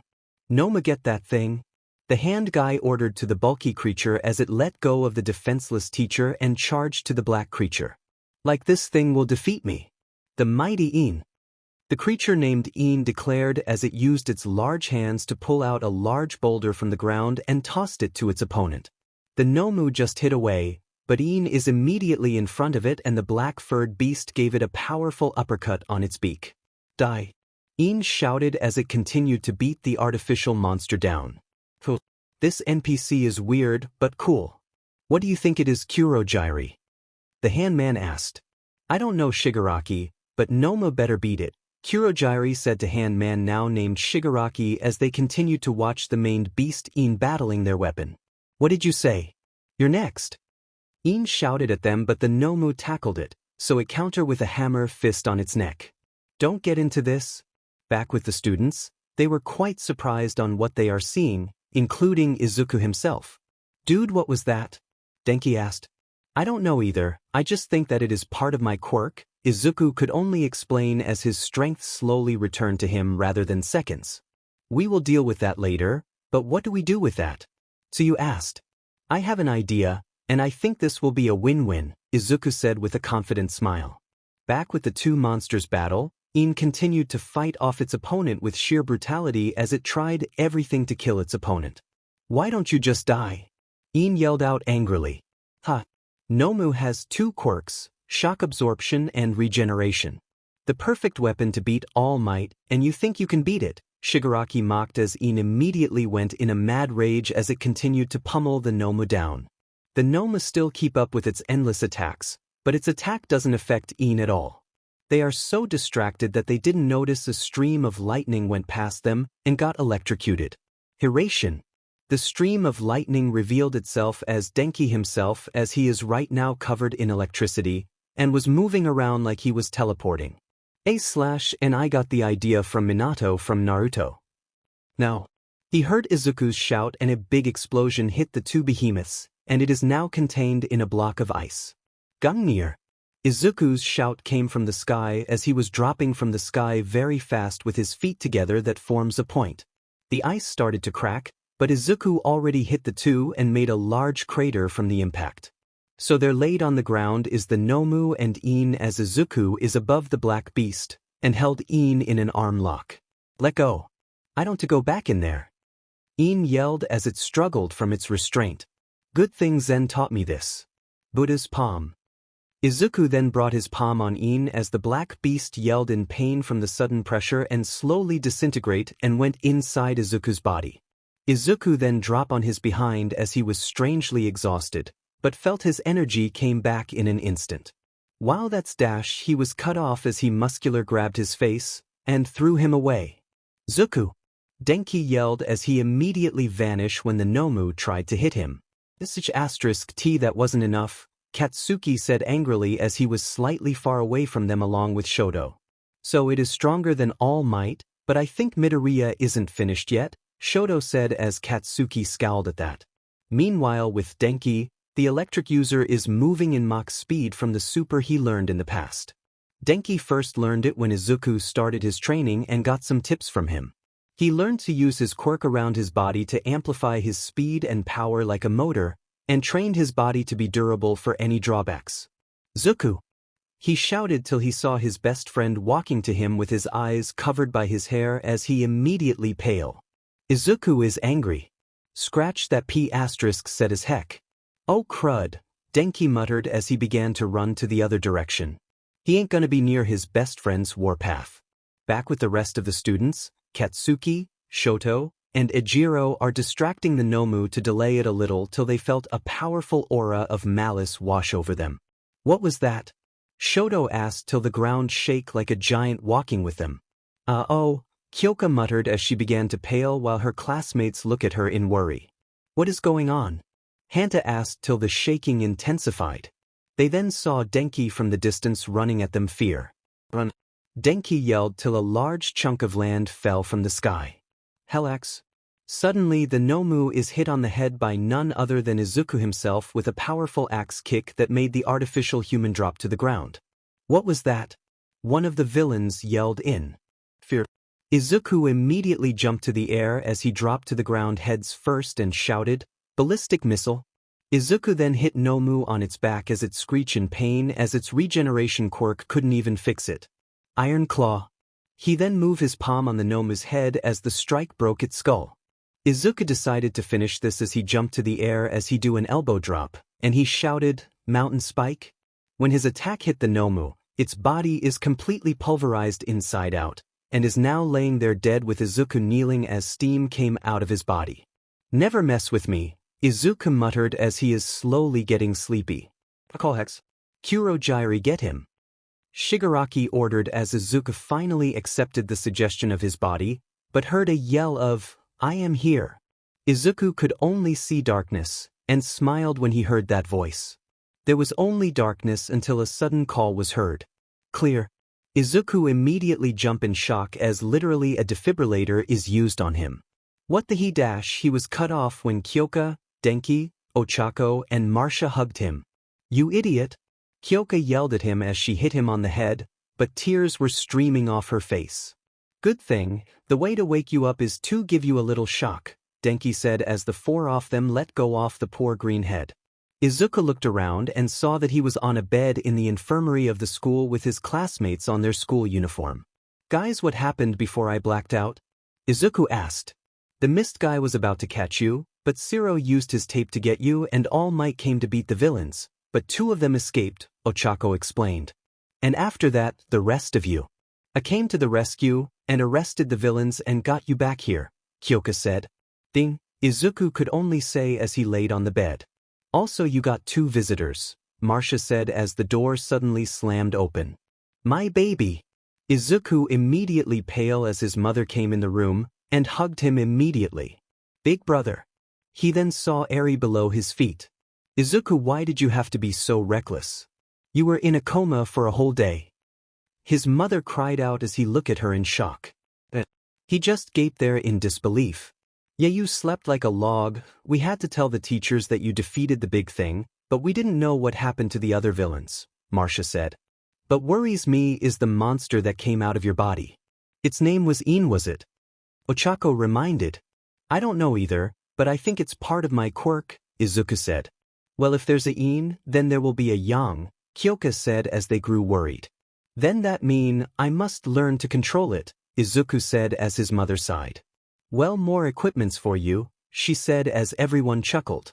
Denki then remembered something and said, Hey Aizawa, remind us to tell you something.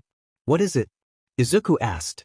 The sport festival is coming up, Izuku then quickly perked up. Really? Yeah, Mr. Aizawa said it himself, and security will be tight in that time, Kyoka said. It's really coming, huh? Izuku said as he slowly grinned, which everyone saw.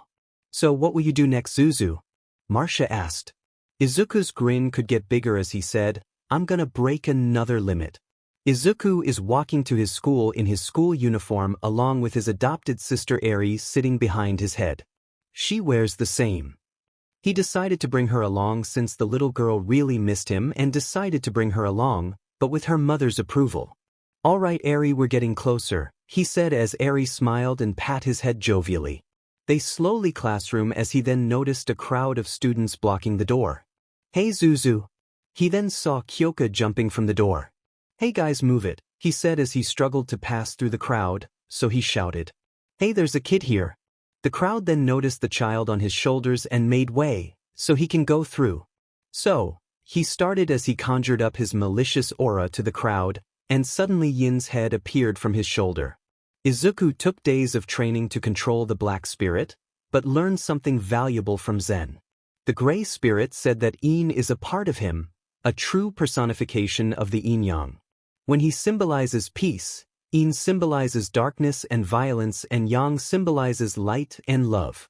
So to make Een follow him, Izuku needed to gain its trust, and what could make a battle-hungry spirit is none other a death match.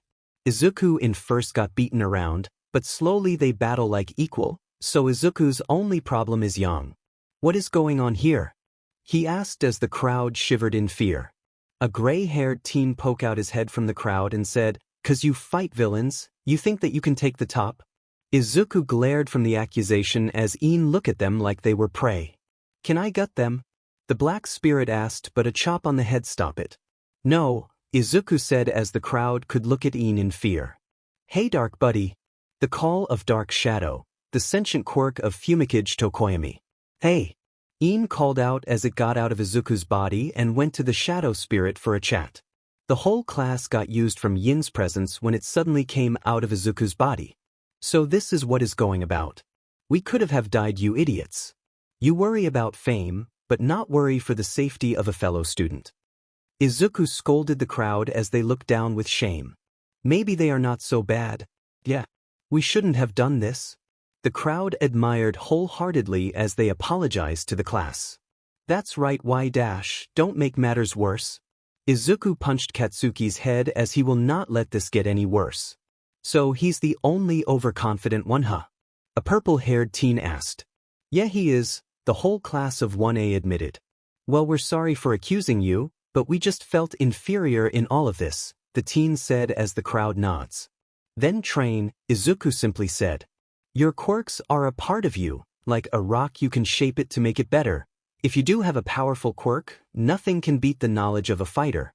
Don't fight like you have already know, fight like you have learned by trial and error, and your answer is the result of your will. Everyone were in awe from his words, they felt more confident to be the best and strong. You, what's your name? The purple-haired teen asked. Izuku Midoriya. How about you? Izuku asked. Hitoshi Shinso, the teen said as Izuku could only nod as the crowd then went to their respective classrooms as Izuku could only sigh in relief. Man, that was awesome, Midori, Mina said. It was quite amazing. Ribbit. So you said. It was nothing really, they just need some guidance to a better path, Izuku said as their homeroom teacher Aizawa entered the room to start the class, not even minding Eri with them. But Izuku is determined as he thought about the sports festival as he began to laugh maniacally. His classmates and teacher heard his laugh and were scared from the crazy laughter, but Eri didn't mind it. Those poor bastards are doomed when it starts. It was now lunchtime as Izuku's friends were enjoying their own meal while Izuku shared his own food with his little sister. Say Eri, Izuku said as he held a spoon of katsudon for her. Eri said as she opened her mouth and Izuku put in the spoon, and she swallowed the content of the silverware and chew it. This very action caused his friends to adore little Eri as a bubbly aura surrounds the two. So adorable, Marcia said as she gushed at the scene. Yay, you did it, Izuku cheered happily as he gave some slow claps as Eri did the same. Cute. The girls thought as they couldn't resist it. Young Midoriya. Suddenly All Might appeared before as he presented 2 lunchboxes and said, "Will you have lunch with me?" He acts like a schoolgirl, Izuku's friends thought. Well, sure, but can I bring my little sister with me? Izuku said as he pats Eri on the head. Sure. All Might said as he couldn't say no to the little cutie. The 3 of them then ate their lunch in the teacher's lounge as Izuku shared his lunchbox with Eri. So why did you brought me here? Izuku asked. Well, young Midoriya, you already know the sports festival is coming, right? All Might said.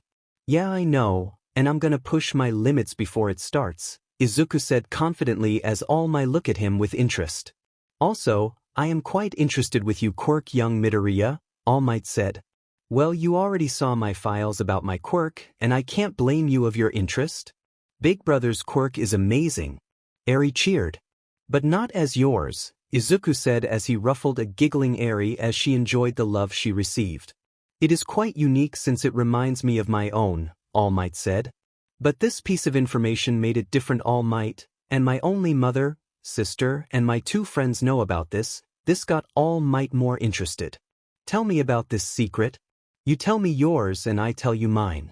This make it fair since we share it with each other, and I know you can keep one and so am I. All Might could only nod in agreement since it's only fair. Will you first?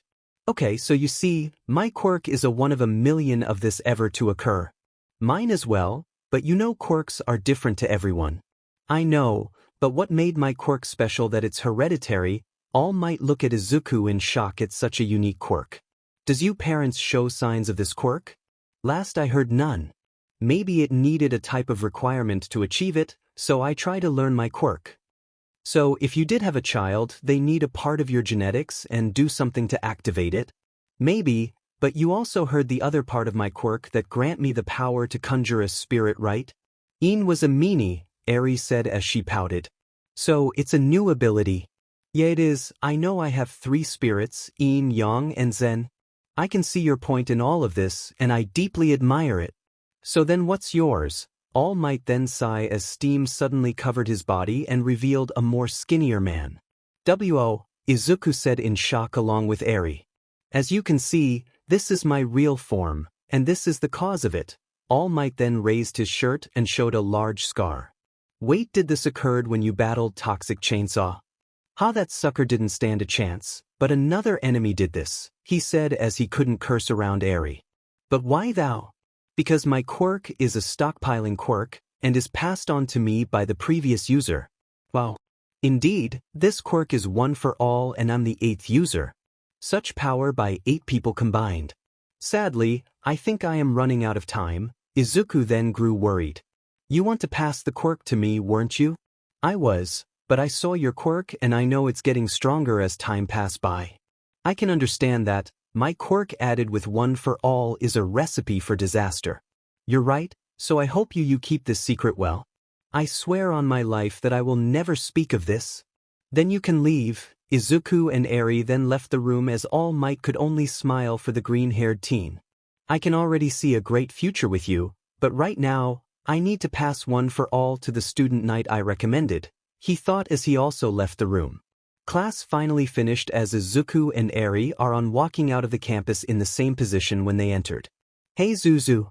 He then heard Kyoka as he turned around and saw her running at him. Hey Kyoka, what's up? He asked.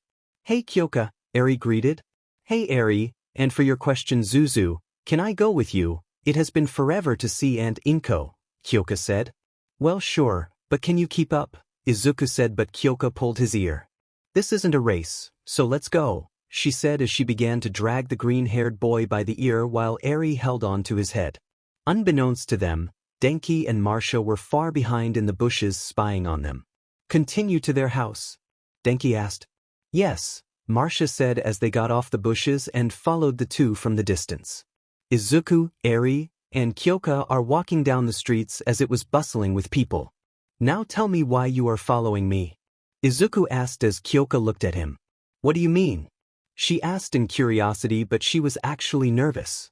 I'm not stupid, Kyoka, and you already know my gut talking to me, Izuku said as Kyoka could only sigh.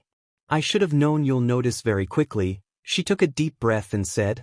Izuku, can I ask you something? Yeah, what is it? He said in curiosity. It's now or never, she thought, then said, do you think I'm appealing? Izuku is immediately shocked from the question, and was very nervous to answer. You're pretty, Kyoka, Eri said, which made the purplet smile. Thanks, Eri, but I want the answer from your brother, Kyoka said as she points to Izuku. Why do you ask, Kyoka? Izuku asked as Kyoka thought about it. I feel jealous actually. Momo and the rest of the girls have great bodies, maybe Toru as well, but look at mine. She then gestured to her petite form as she looked down at it with a frown. Izuku could feel pity as he put his hand on her chin and raised her face to his eye level and said, Kyoka, you might not have the body, but when I first saw you, you were elegant and dazzling. Kyoka blushed as his words were literally smooth as heck. Izuku then continued, you were the first female friend I had, Kyoka. The other girls I met always gave me a bad feeling, but when I am near you, I feel fine. Really? She asked as she was still blushing, and he nods.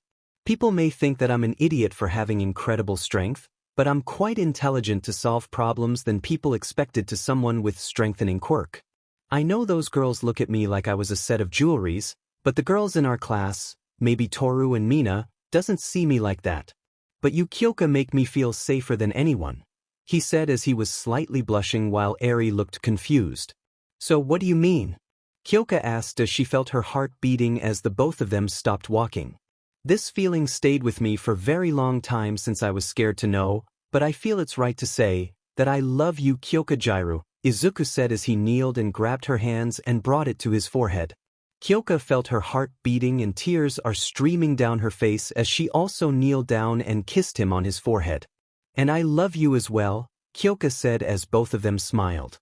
I'm gonna tell Mom, Eri said as the two immediately paled. Please don't tell her, Izuku begged as he felt his gut acting again.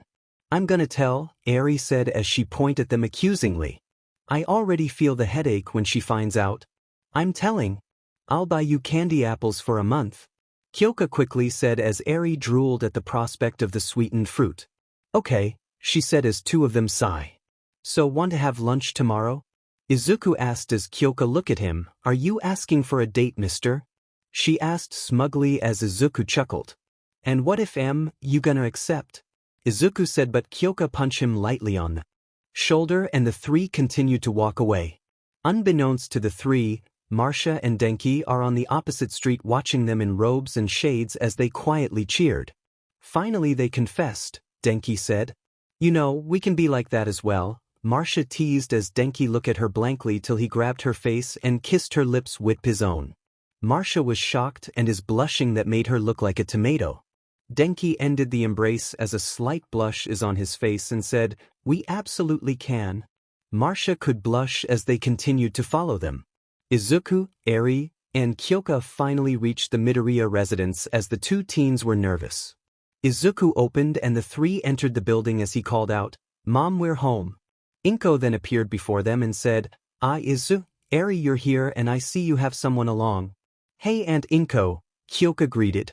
Hello Kyoka, how's your parents doing? Inko asked. They're fine and still the same.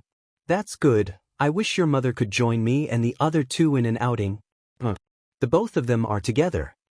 Eri yelled as she points at the two as they look at her in betrayal. My baby is finally grown up.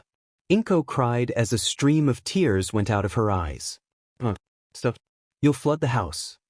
Izuku shouted as he and Kyoka tried to calm her down while Eri is just splashing the tears. What?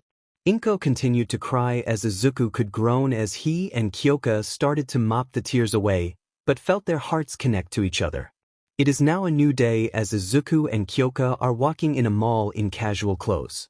Last night was kinda hectic after Izuku's mother finally calmed down. Inko was happy for her baby boy now having a girlfriend, and the new couple were blushing when Inko mentioned grandchildren and her being a grandmother. So here he was, a day with his childhood friend/girlfriend in the mall to have lunch like they had talked about last night. So where first? Izuku asked. We could buy something, then have something to eat, Kyoka suggested. Well, okay if you want, Izuku said. Well, music store, here we come, Kyoka said as she began drag the green-haired boy. Yes ma'am, Izuku said sarcastically as he speed up his pace so he wouldn't trip. Meanwhile, Denki is with Marcia, Tenya, and Ochako as they look around the store for anything. So you confessed last night? Ochako asked. Nah.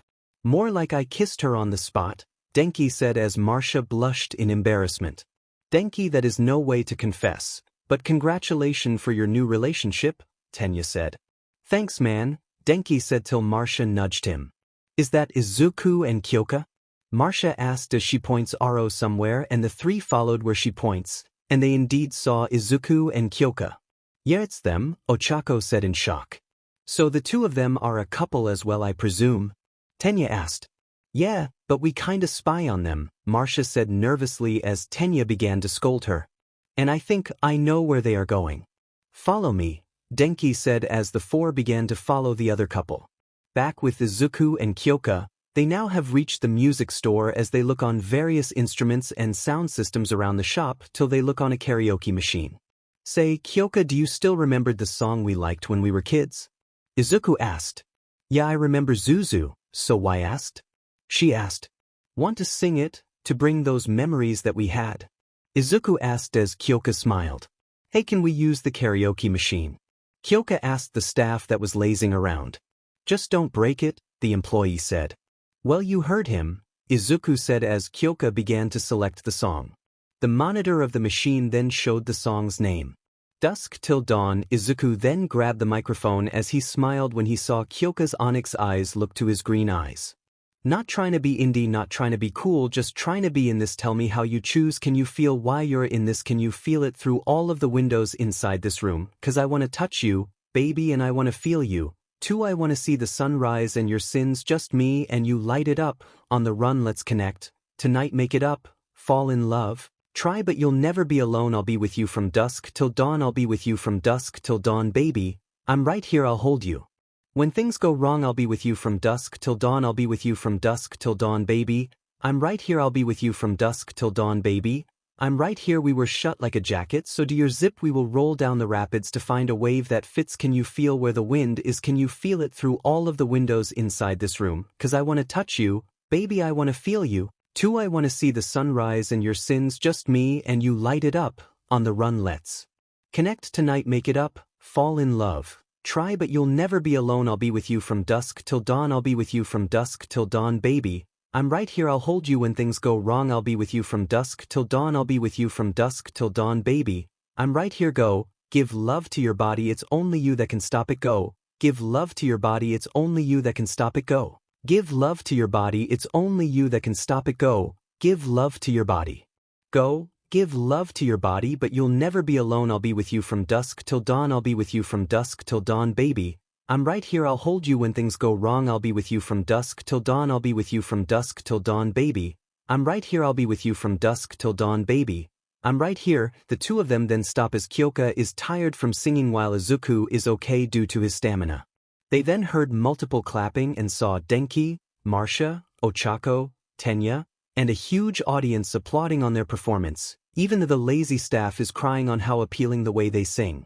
The two of them blushed as their four friends walked to them. Man, Zuku, you still remembered that.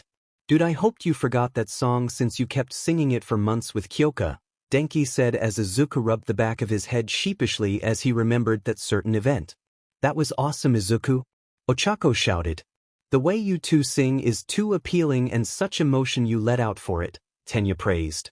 And also, Marcia said with a devious smile as she is holding a green phone and showed a video of the two singing. This will have multiple views soon enough. Izuku and Kyoka then blushed in an atomic level as Izuku now resembles a tomato and Kyoka resembles a red plum.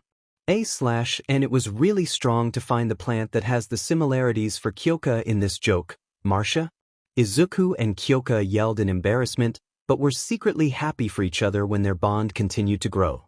Izuku then got an idea. Hey guys, I think I have something for the sports festival. What is it? Marcia asked as she began to send the video. Izuku then grinned and said, something that is going to be extravagant? Well, when do we start? Ochako asked tomorrow, because we are gonna show the world what we have, Izuku said as his eyes glowed when he thought of his plan. This would be the greatest. This would be amazing.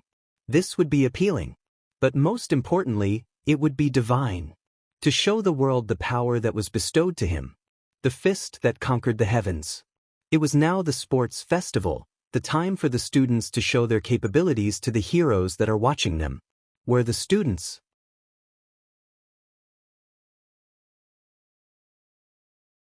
will prove their worth to everyone as they will use their true strength.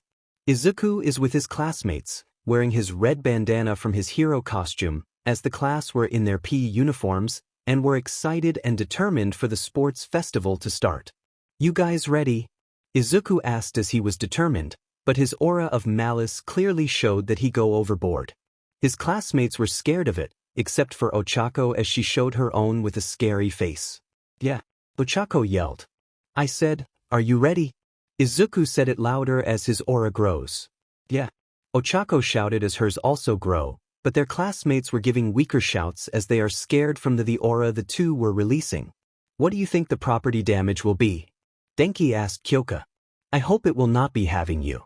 Getting bankrupt, Kyoka said as she could only imagine it. Oh, the horror. I should wait for a while, a Surtai half and half teen thought as he was flinching from the malicious aura. Let me hear you roar. Izuku yelled. Roar. Ochako then did it, with Ejiro also doing it as he thinks it looks so manly.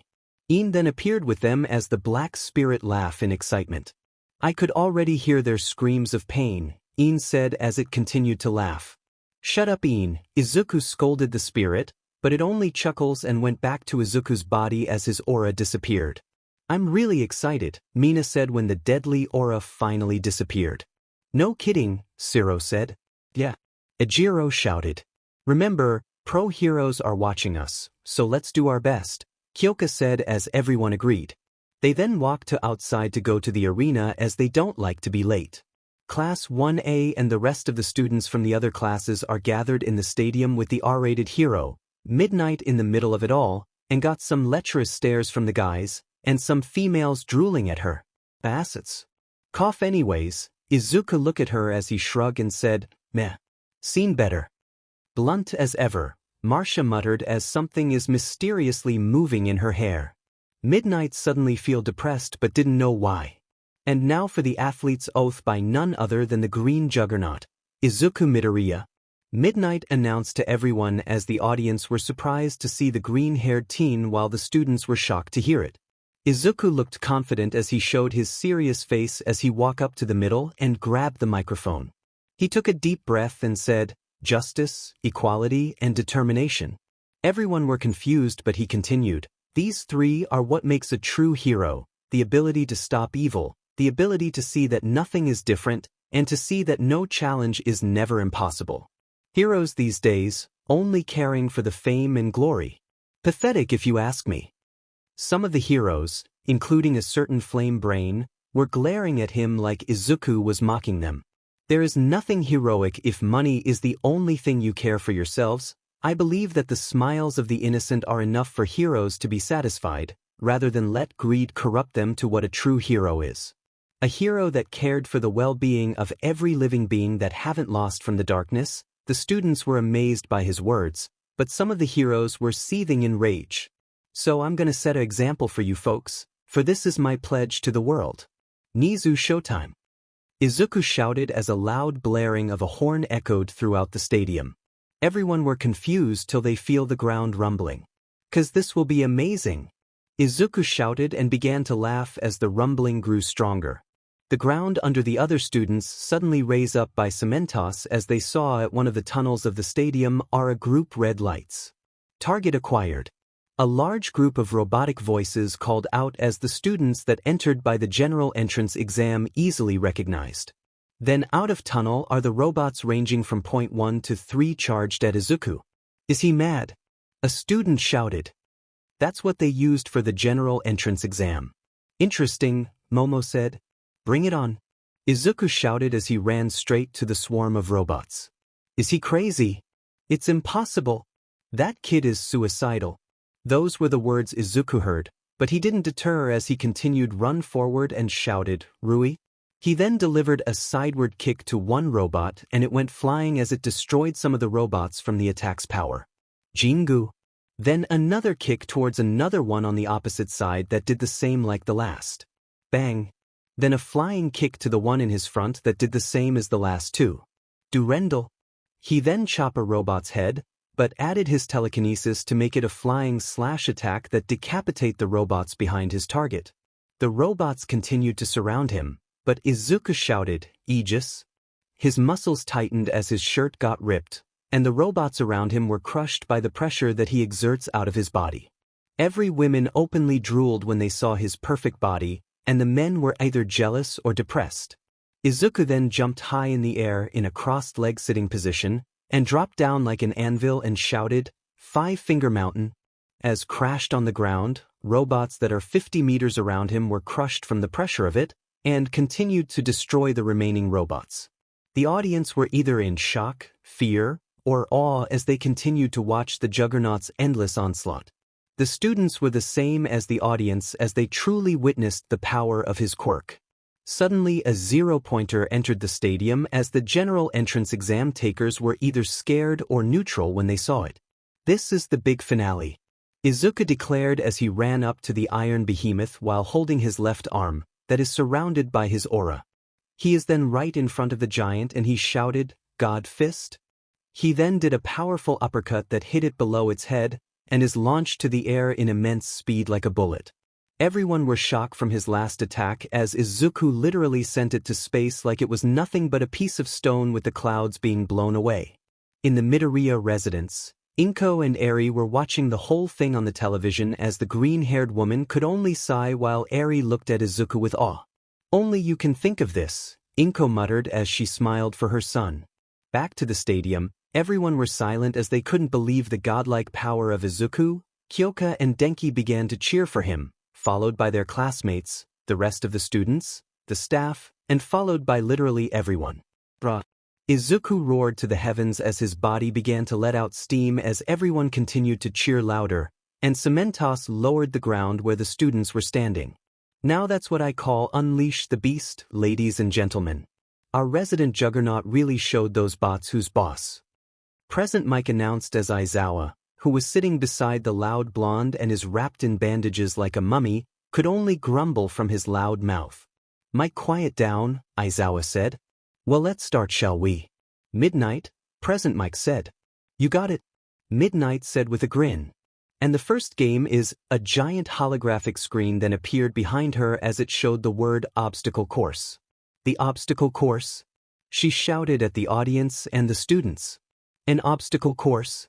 That doesn't sound so bad."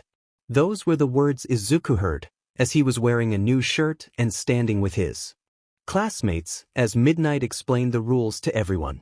Basically, everyone can use their quirks as much as they want and not leave the track, but Izuku Midoriya always wanted a challenge. "I should use the other part of my quirk," he thought as he would his mind instead of his body for this one.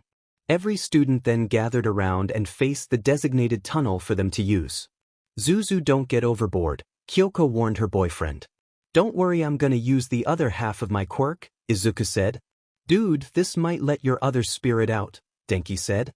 "Because I am. Remember, I'm still learning my quirk and how to HRS it, so let me be," Izuku said with reassuring smile as his eyes glowed and he began to float off the ground. Well, if you say so, Denki said as he is in Hiration mode. This is a race, so take it easy, Kyoka said as she pierced the ground with her jacks. Setting limits, Izuku mumbled as he set his weight, that was hidden in his uniform, to the heaviest setting. On your marks. Midnight announced as the crowd began to cheer.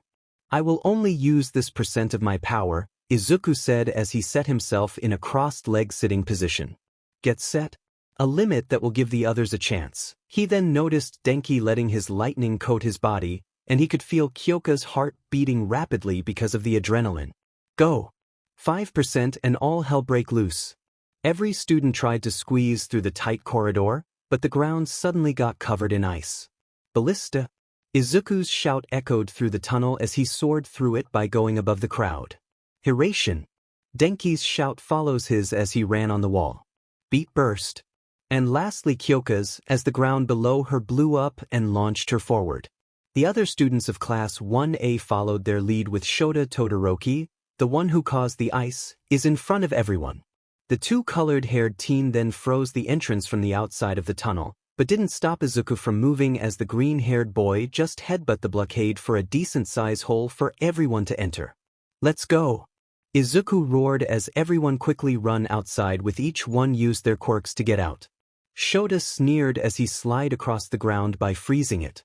Hey there, Shota immediately jumped in surprise as he looked to his left and saw Izuku beside him floating while on his back. See ya, Izuku said as he sped up his pace. And Izuku Midoriya took first place with no problem at all. Present Mike announced. He knows that using the other half of his quirk will help him, because his other half more relies on hand-to-hand combat rather than long-range combat, which will help him get some distance along with some air mobility, Aizawa said in a monotone voice, but was quite interested of how powerful is Izuku's telekinesis. Well, some of the competitors are nearing the first obstacle, the Robo Inferno. The blonde loudmouth announced as the students saw a much larger swarm of robots, but there are more zero-pointers. Now that's a challenge. Izuku shouted in glee as his eyes glowed more brightly. Shota noticed this and saw the ground glow with the same color. What is he doing? He thought as he continued to try to pass the young juggernaut.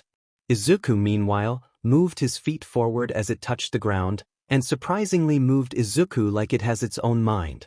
Ground surfer. Izuku shouted as he went to a surfer pose, and the ground moved like a wave with the green outlines surrounding it. Well, cowabunga folks. Izuku Midoriya is literally surfing the ground.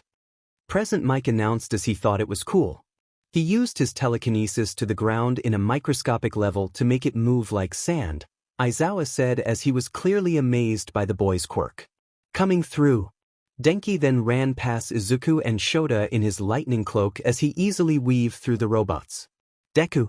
Katsuki shouted in anger as he used the blast from his quirk to boost him forward.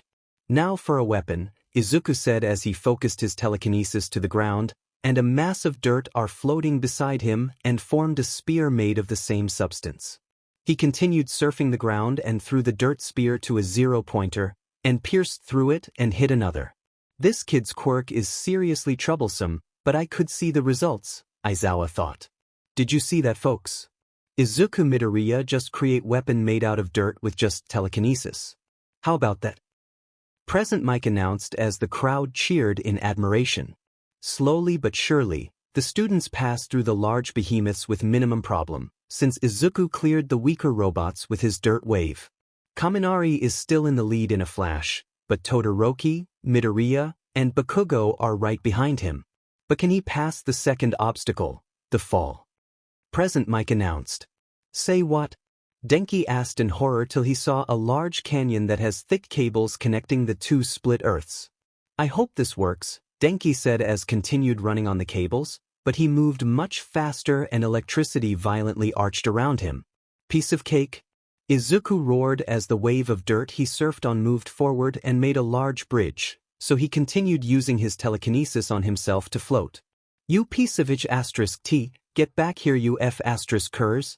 Katsuki loudly cursed as he almost passed Shota. Izuku. The green-haired teen then saw her cousin using her quirk to the trees as her personal carriage along some of the students close by. Don't slow down now. Izuku called out. We won't. He heard Kyoka calling out to him as she kept blowing up the ground that she lands to move forward while his other classmates use their quirks in various ways. Now that's nice of him. He might be strong and smart, but he has a pure heart. Present Mike announced. But can they pass the last obstacle, the minefield? Okay, I need to slow down. Denki yelled as he slightly slowed down since he doesn't want to get blown up. Then I'm taking it. Izuku yelled as he passed him along with Shoto and Katsuki. Fourth place is great, I guess, Denki muttered as he starts to avoid the mines along with the other students. Back with Izuku, him, Shoto, and Katsuki are neck to neck as they closed into the finish line.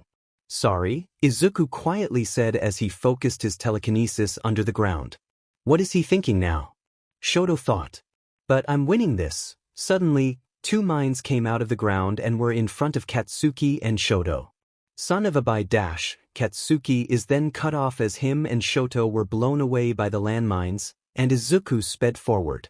That was amazing, folks. Izuku Midoriya just blasts them with the minefields and takes first place. Present Mike announced as the crowd began to cheer louder. Victory is mine. Ha. Izuku laughed as he finally reached the end of the tunnel. And there you have it, folks. Izuku Midoriya just completed the first game of the sports festival with little problem at all. Present Mike announced as Izuku raised both his arms and roared to everyone. Yay, big brother won. Eri cheered as Inko smiled for her son. You would always surprise the everyone, she said as she saw his son began to flex for the camera. Look at him showboating, but wouldn't blame him. That was amazing. Eraser head, my good man, how can this guy ever reach this far? Present Mike asked. For all I know, he trained his body over and over again to have this kind of power, and a lot of focus for his telekinesis to have that kind of control, Aizawa said. Then that kid will go far. This really shows that Quirks still has some secrets to be known. Not too loud, you moron, Aizawa sneered at his co-host. The other students began to enter the arena with Shoto having second, Katsuki having third, Denki having fourth, and so on till it stopped to the 42nd place, which is the French boy Yuga Aoyama. Now that is what I call intense there, folks. Many of the competitors are really showing their full capabilities, but we still need more of it though. Present Mike announced as the crowd feel excited. Meanwhile, outside the arena, Mount Lady, Kamui Woods, and Death Arms are outside patrolling the area. The kid is really gunning it, huh? Kamui Woods said as Mount Lady nods in agreement. You too, how do you even know him? You didn't really specify it, Death Arms asked. It's when we were still heroes in training, both of our reputations were quite famous since she gestured their clothings. So that day forward, the day he unlocked his quirk, we helped the kid with his training. The kid was really daring. He pulled a car when he was 6, a bus when he was 8, a truck when he was 10, and a boat when he was 12, Kamui Wood said. DMN. I should have him join my agency, Death Arms said.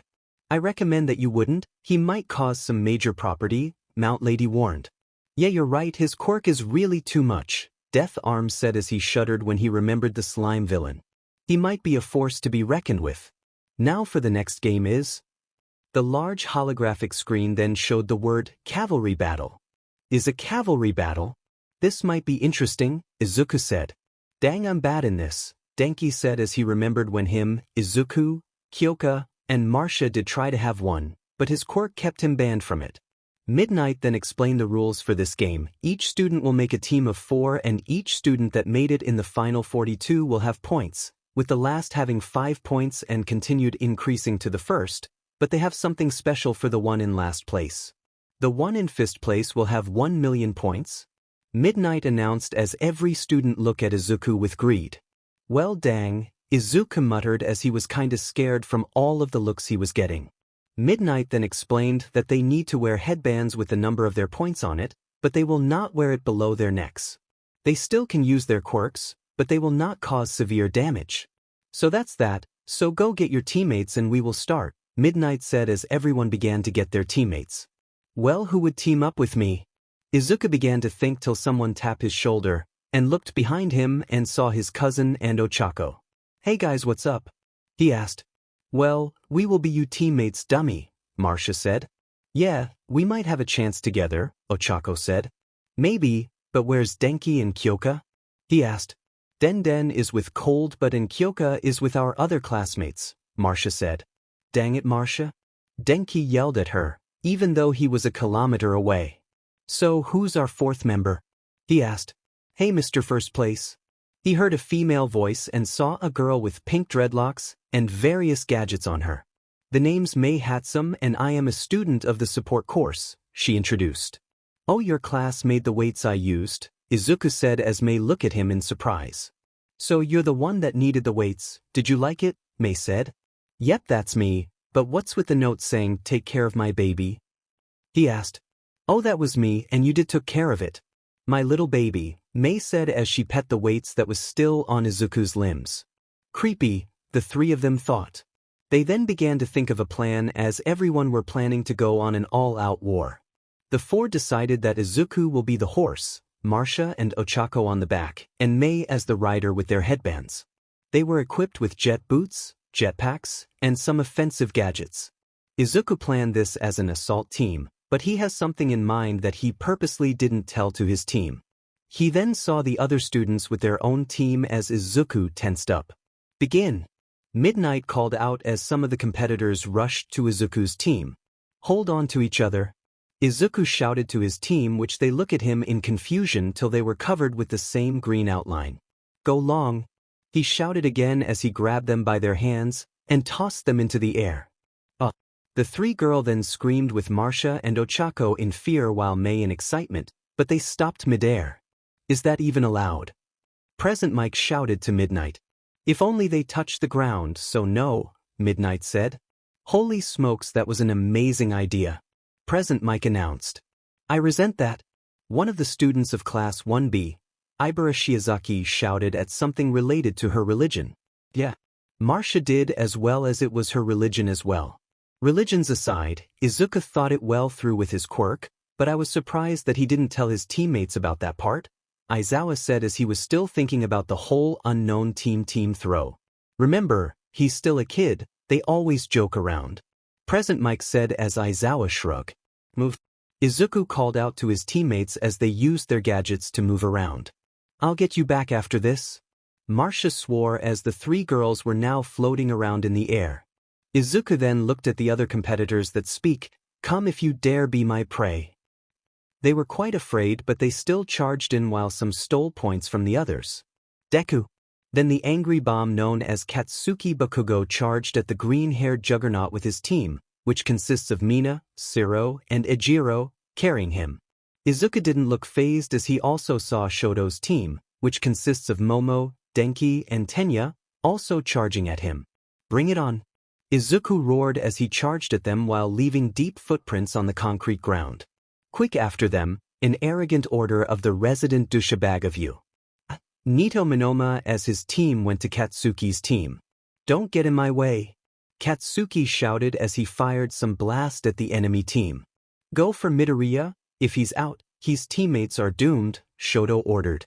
This ain't gonna be easy, Denki said as they charged at the lone Midoriya. More like impossible, Momo said. Well, come on. Izuku challenged as he made a large broadsword made of concrete with his telekinesis. Shoto then fired a wave of ice at him, but Izuku's incredible strength and telekinesis cut it easily. It's that the best you got? Izuku roared as he created another sword and threw the first one at them. Yaoyorozu. Shoto shouted to Momo as she quickly made a shield in front of her team that breaks the incoming sword. Sorry, Izuku. Denki shouted as he made a finger gun and fired a bolt of lightning from his outward fingers. Izuku quickly saw this and jumped backwards to avoid it and did 5 backflip then land. Get back here, Deku. He heard his former best friend's shout of anger as Izuku saw him using his quirk to propel himself off his team and to him.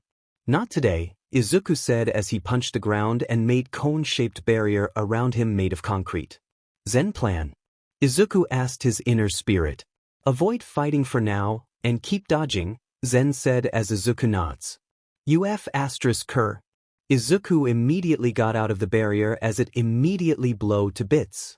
Adios. Izuku yelled as he began to run. Back here King Bstrd. Katsuki yelled as his team immediately caught him.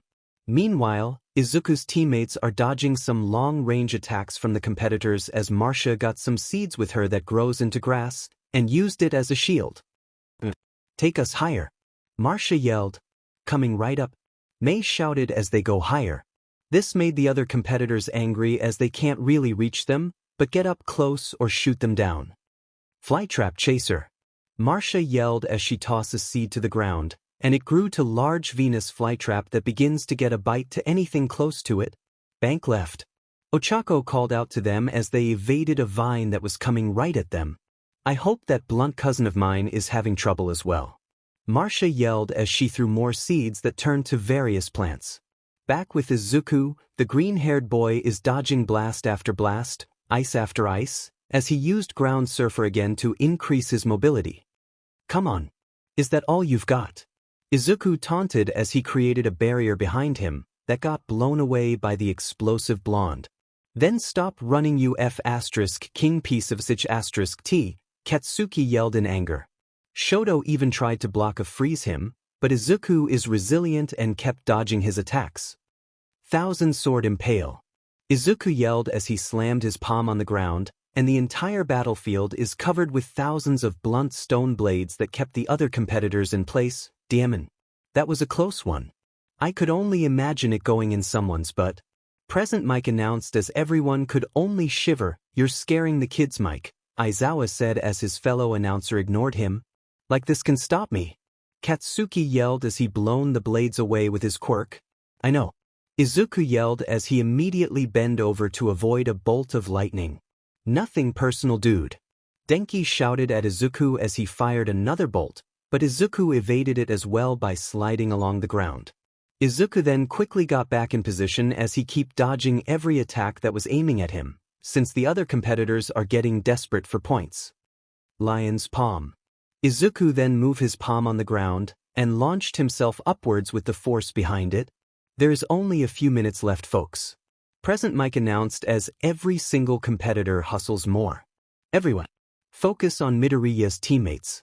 Shoto ordered as his team now focused on the 3 floating girls. Oh no, you're not. Izuku shouted as went for the offense. Midoriya is now in the offense. Quick, ready the stretchers. Present Mike shouted, but Aizawa hit him on the head for the unnecessary call.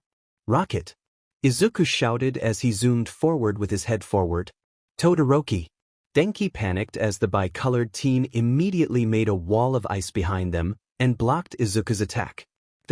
Katsuki then came flying over as he fired a huge blast to propel himself. Izuku shouted as Iin came out of his body with a sadistic smile. Hey there, little boy.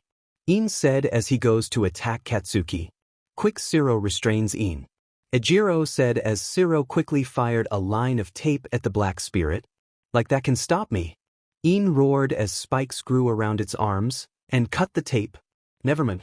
Ejiro yelped in fright as he, Zero, and Mina went to the other direction, but close enough to catch Katsuki. I will not lose, Shoto thought angrily as he summoned a giant glacier under Izuku's team. 1 minute left. Present Mike shouted as the 3 monsters of 1A grew more determined to win this. We can't reach it in time, Shoto said as he grit his teeth in anger. We still can, Tenya said. I've been saving this move for anything serious. I will be useless afterwards, but this is a good time for it. Todoroki, you better grab it fast. Not a chance. Izuku yelled as his menacing aura surrounds him and jumped to the air. Deku. Katsuki yelled as he launched himself at them. Torque dash, Tenya's calves then began to fire up. Leaken dash, Izuku's aura then surrounds his body as made the air solid and jumped higher. Over Resipyro dash, Shoto's team then suddenly moved upwards like a bullet. Hunter dash, Izuku's eyes then suddenly gained slits, and his teeth become sharper. I will win this. Not you, you motherf *curs. Katsuki yelled as he came faster. Burst. Shoto's team were getting closer to Izuku's teammates along with Katsuki, but Izuku is already in front of them. Sabers. Izuku then made a cross chop, and it made a flying X-shaped slash attack that made his attackers back off and fall to the ground. **cur. Katsuki yelled as his team caught him while Momo made a soft cushion for her team. Shoto looked at them in anger as small flames are coming out of his left side. His eyes widened immediately and quickly extinguished them. He made me use his fire, he thought angrily as he thought about a certain man in anguish. I already pledged that I will never use it, but you made me broke it. Time's up. Shoto quickly got off his thoughts when he heard present mic as everyone finally relaxed their bodies from the stress they got. Izuku also heard this, and slowly made his other teammates float down to the ground, and In returned to his body. Izuku, that was amazing. Ochako praised as Izuku rubbed the back of his head sheepishly. You are truly amazing, Mr. First Place. I can't wait to get my other babies to try, Mei said as she rubbed her hands sinisterly, which made his teammates uncomfortable. Marcia quickly punched Izuku on the shoulder and shouted, "And that's for not telling us, you idiot." Izuku could only chuckle sheepishly. And now for the rankings. Present Mike announced as they finally got the final results. The first place goes to Team Hatsum, who kept their 1,000,000 points safely. Said team bumped their fists to each other and high-fived. The second goes, that ended with a bang, is Team Bakugo. Katsuku is currently fuming in anger while his 3 teammates could only sigh. Third place goes to Team Todoroki. Momo, Tenya, and Denki sigh in relief, but Shoto is displeased. And fourth place goes to Team Shinso. Said purple-haired insomniac gave a smug grin while his teammates were confused. So that's done. Everybody have an hour for lunch and we will begin the last round. Present Mike announced and looked to his fellow host.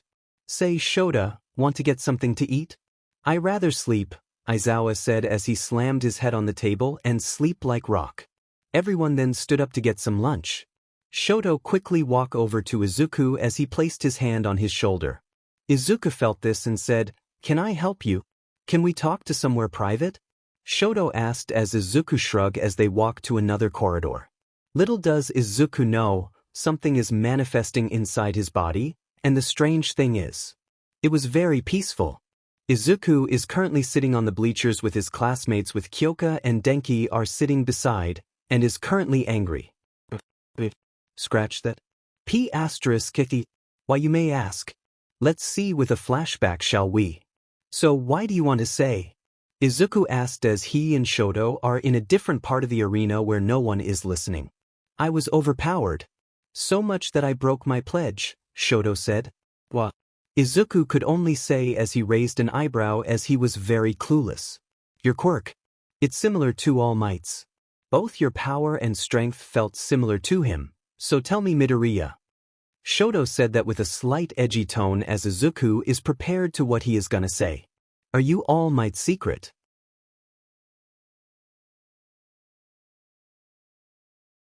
Love child. Izuku could only say as his brain tried to process to what he just said. What the hell? So are you? Shoto asked, but Izuku looked at him like he was crazy. What the heck? I am not All Might's kid, but it will be amazing if I was. Instead I got a bad one, Izuku muttered the last one bitterly. But Shoto heard this and was quite interested, but he asked said else, sorry for asking that, Midoriya, but I have another question. Izuku then got interested. You know Endeavor, right? Shoto asked. Izuku then showed an angry look. He knows the number 2 hero very well. A big egotistical, greedy idiot. Izuku is really angry when he always watch Endeavor fighting villains, because he always cause a lot of property damage that the said property owners paid for repairing instead of him. Yeah, I know him. A big moron if you ask me, Izuku said bluntly, but was surprised when he saw Shoto slightly smile, but the scarred boy immediately hit it. Well, he's my old man, he dreamt on surpassing All Might, but he doesn't have the ability to do so. So he made another plan. Izuku already felt dread coming soon. Do you know Quirk marriages, Midoriya? Izuku then gave frowned as his menacing aura immediately surrounds him. That prideful bastard, Izuku sneered as he already know the answer. Shoto could already feel the hate coming out of Izuku when he said it, so he thought, so he knew. So what caused that scar of yours? Did Endeavor did that to you? Izuku asked. Shoto shook his head and said, it wasn't Endeavor who did this. Izuku then looked confused. It was my mother. Izuku then looked mortified as he asked, why? My mother thought my left side reminds her of him, he said as he clenched his fist. She continued to cry because my old man trained me to the very bone when I got my quirk. It reminds her of how cruel he truly was, and poured boiled water on it in her blind rage. Izuku felt more angry to the number 2 hero. He felt the lingering feeling of ripping that BSTRD's limbs from his body. Izuku could only know why Shoto hates his fire. It was the fire that symbolizes Shoto's father. I really respect you, Todoroki, for that, Izuku said as Shoto looked at him in surprise. Standing up to that hot-headed buffoon really makes me respect you, because no child could ever that kind of abuse, and it showed inside you that you will be a strong hero. Thank you, Midoriya, for that. It really meant to me that you dislike this kind of people like my old man, but I still don't like to use his flames, Shoto said. But will you really fight with half of your power? Shoto looked at Izuku angrily and said, I will never use his flaw dashed. He stopped as Izuku suddenly moved his palm to his and his very soul came out of his body. Imagine when Dr. Banner tried to find the Time Stone in Avengers Endgame. Those flames are not your father's alone, Todoroki, Izuku said as Shoto looked at him strangely. He saw his body leaning on the wall, and is shocked when he saw Izuku's meditating beside it. I see you already noticed. This, Todoroki, is the spiritual plane, a place where time and space is different, and you want to know why I sent you and myself here. Izuku asked as Shoto could only nod. Simple really, this way we can a really private conversation, time flows slower here rather than in the real world, and this will help me show you something, Izuku said as he poked Shoto's head as the bicolored teen held it in pain as he felt a ton of information went to his mind. What did you do? Shoto asked. A memory from the past, where quirks still don't exist, but powers given by supernatural beings do exist. When the appearance of quirks came, those powers quickly evolved to a less powerful version, but a descendant of those wielders will gain it, Izuku explained. Shoto tried to deny it, but those memories felt so real. What does it do with me? That, Todoroki, is because you are that very wielder's descendant just like me, Izuku said as Shoto looked at him in shock. Your flame is from a demigod that lost his gift of nurturing life and is given the gift of light and fire to protect rather than destruction. An image of a male Polynesian with red hair entered his mind with fire gently flowing around him. Your ice is from a large female beast that learned of how to be human rather than a monster. Then an image of a sky blue-haired woman came to his mind and was controlling the ice around her. Those two are your strength, but remember, Todoroki. You control your destiny like them. Don't let your father control it.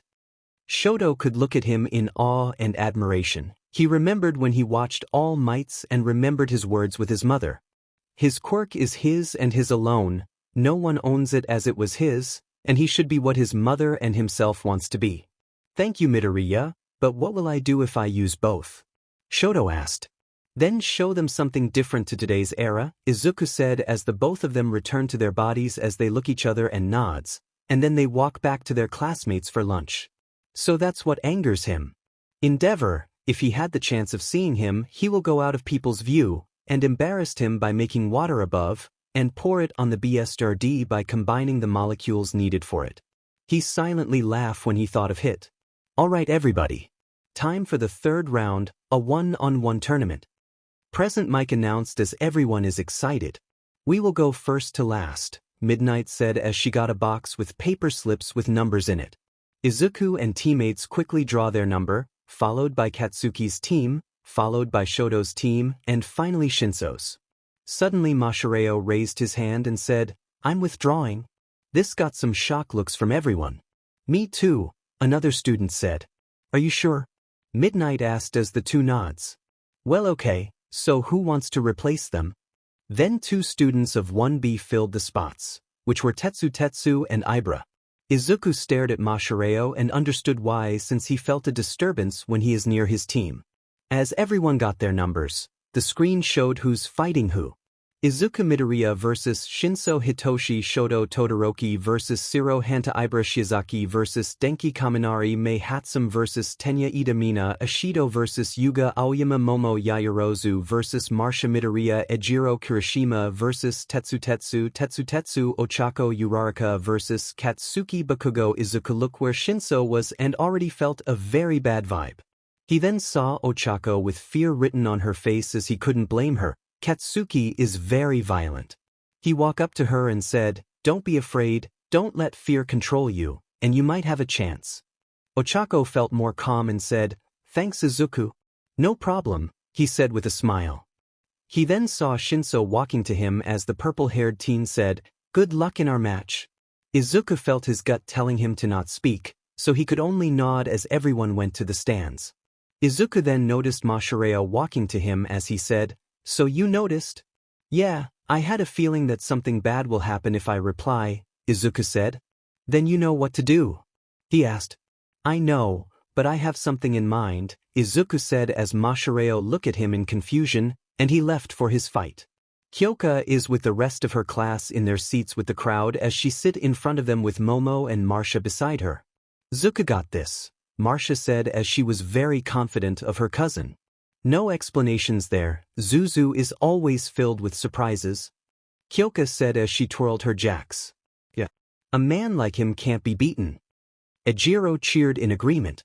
Suddenly the resident douchebag, Nito Monoma looked over the wall that divided his class with 1A suddenly said, "Such arrogance from you, all of you in class 1A are just dash."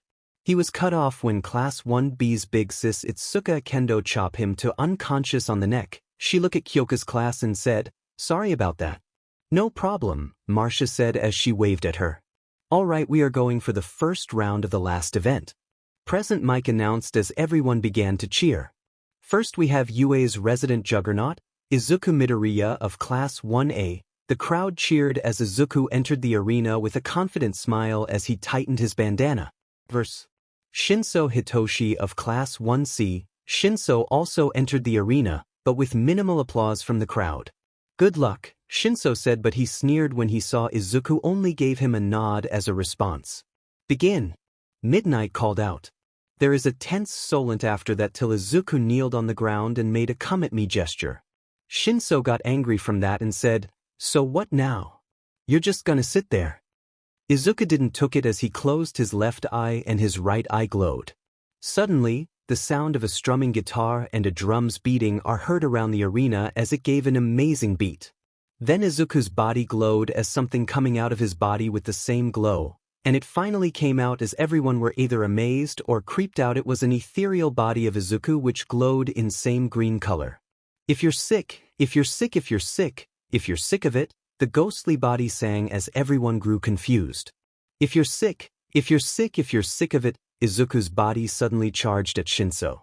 "When everything you do don't seem to matter," Shinso tried to punch him, but Izuku quickly evaded and made his arm straighter.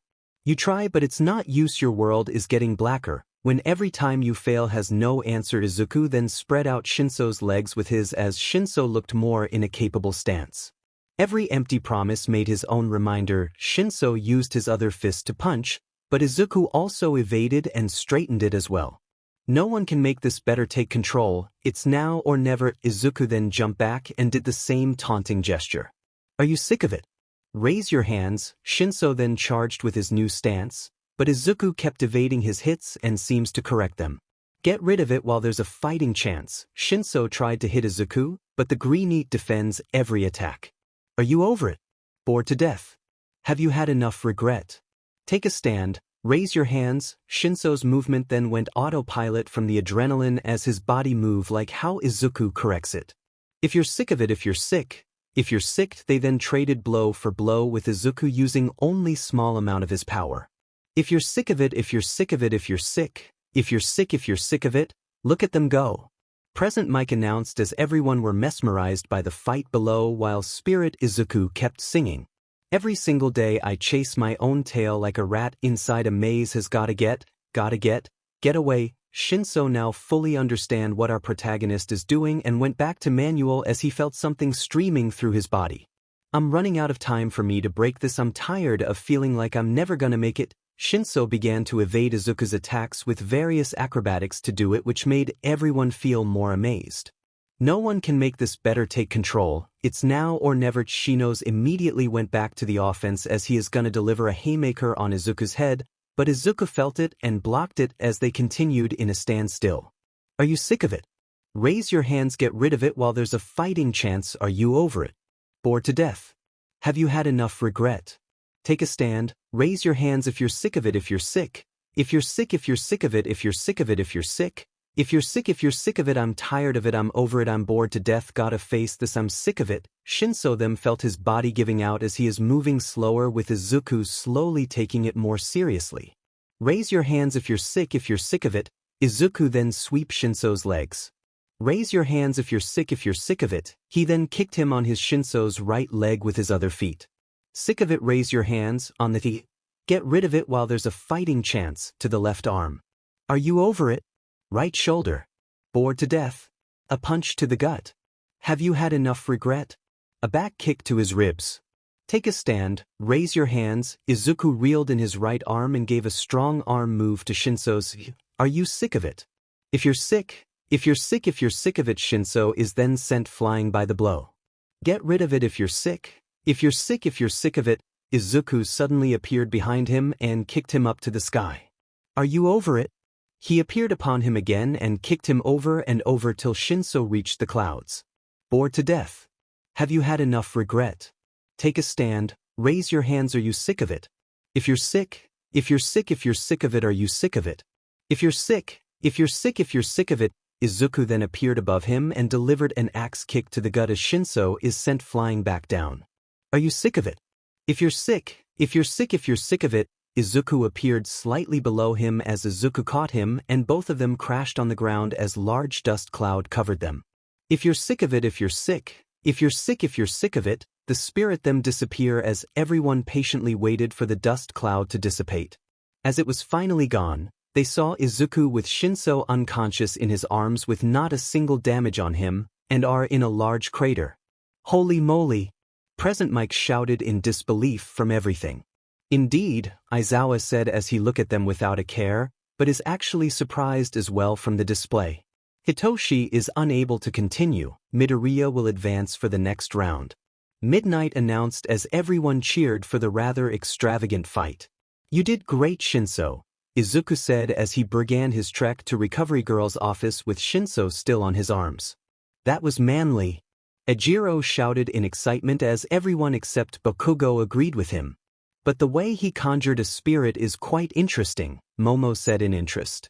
His quirk is really intriguing, both equal power of both mind and body in one vessel, and this is the result, a powerful, versatile, but dangerous quirk.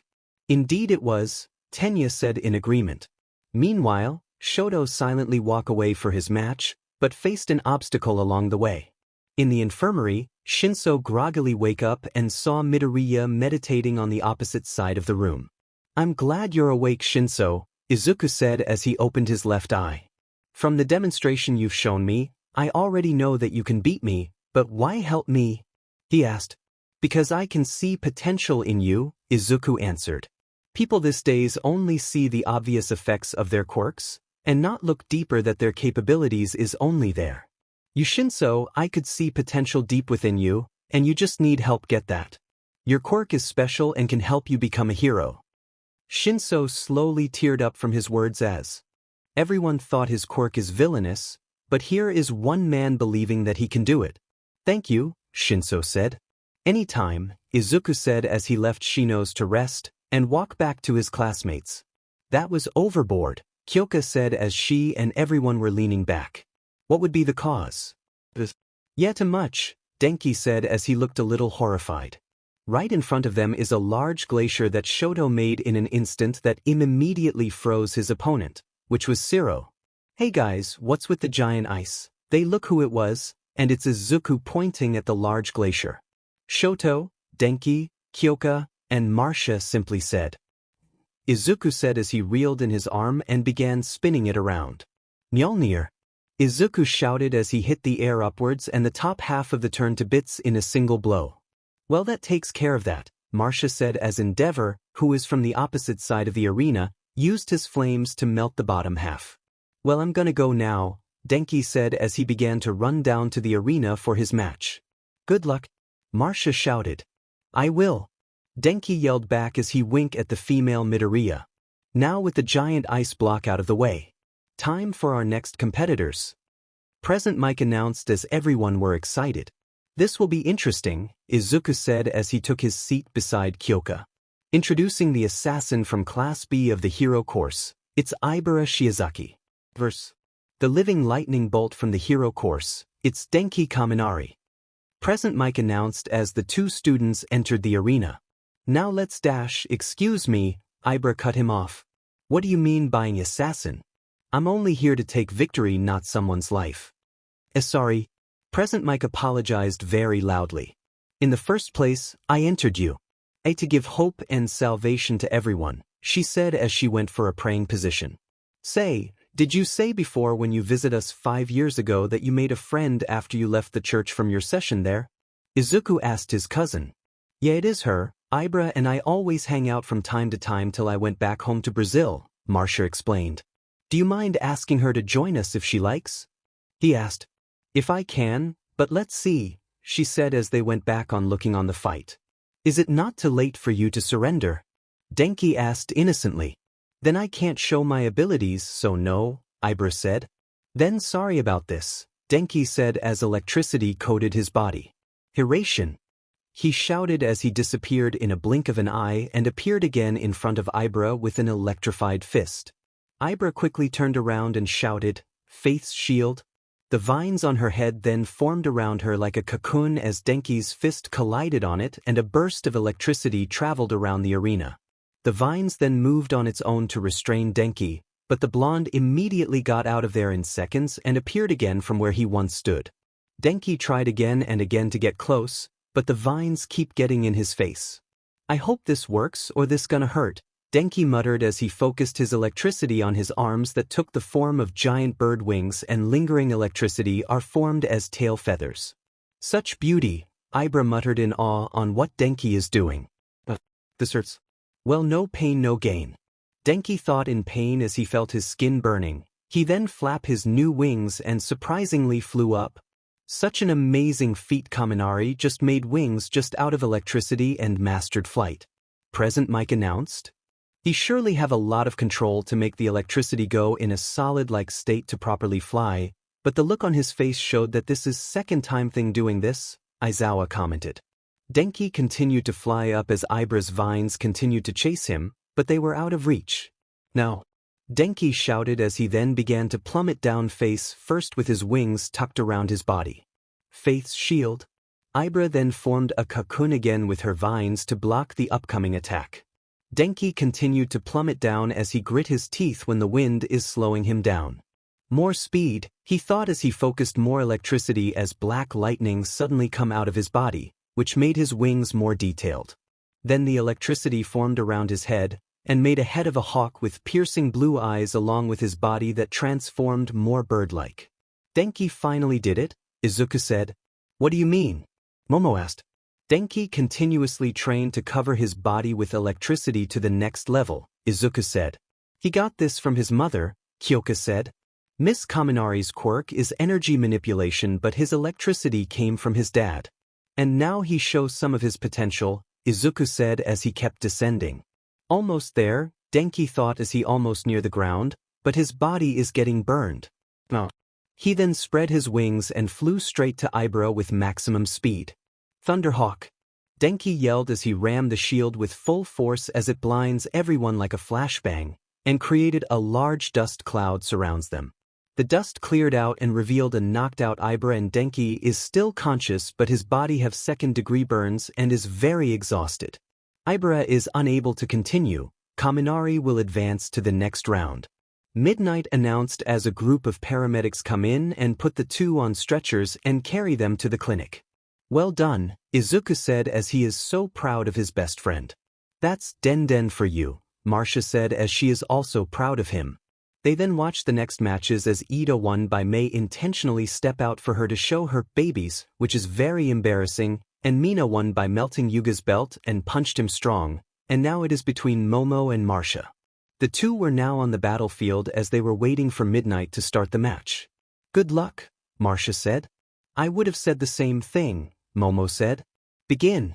Marcia immediately put her hands on the ground as seeds, that she keep in her hair, dropped the floor, and a large root came out of the ground and is heading to Momo.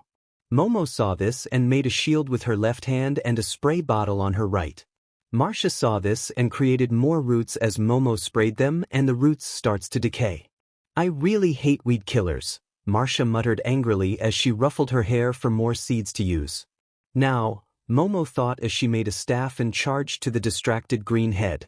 Marcia noticed this and made more roots, but Momo avoided the large roots.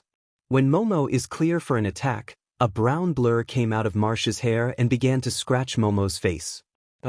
Momo screamed in pain as she pulled of the thing that scratched her face. It was a hoatzin, a native bird in the South Americans, but she noticed some fingers on its wings and knew that it is a chick. Go Fulha. Marcia cheered for the little bird as she prepared her last act while it continued to attack Momo. Is that allowed? Present Mike said. It's a part of her quirk, so yes, Aizawa said. I get off. Momo screamed in pain as the little bird continued to attack her. Fulha glared at her as its body began to increase in size as its talons grew longer, its feathers turned to scales, and it grew sharp fangs. Oh, Momo muttered as she was white as a sheet and began to run away screaming with the transformed bird chasing her. How did it grow like that? Mina asked in shock along with everyone except Kyoka and Izuku as Denki is still in the infirmary to heal his burns. Marcia's pet bird has a quirk called Wyvern. It basically turned itself to the name of the creature that symbolizes it, Kyoka explained. That's cool, Ochako said as Tsuyu looked interested as well. Indeed, Ida said as he is very interested at the bird. Momo continued to scream and running around as Fulha is still chasing her. Suddenly a wall of roots appeared in front of her, and more appeared around her as she got nowhere to go but up. But luck isn't on her side as Fulha appeared on top of the wall. She clearly can't do anything, so she shouted, I forfeit. Yayarozu forfeits. Midoriya will advance to the next round. Midnight announced as the walls around Momo went back inside the ground, and she saw Marcia in front of her.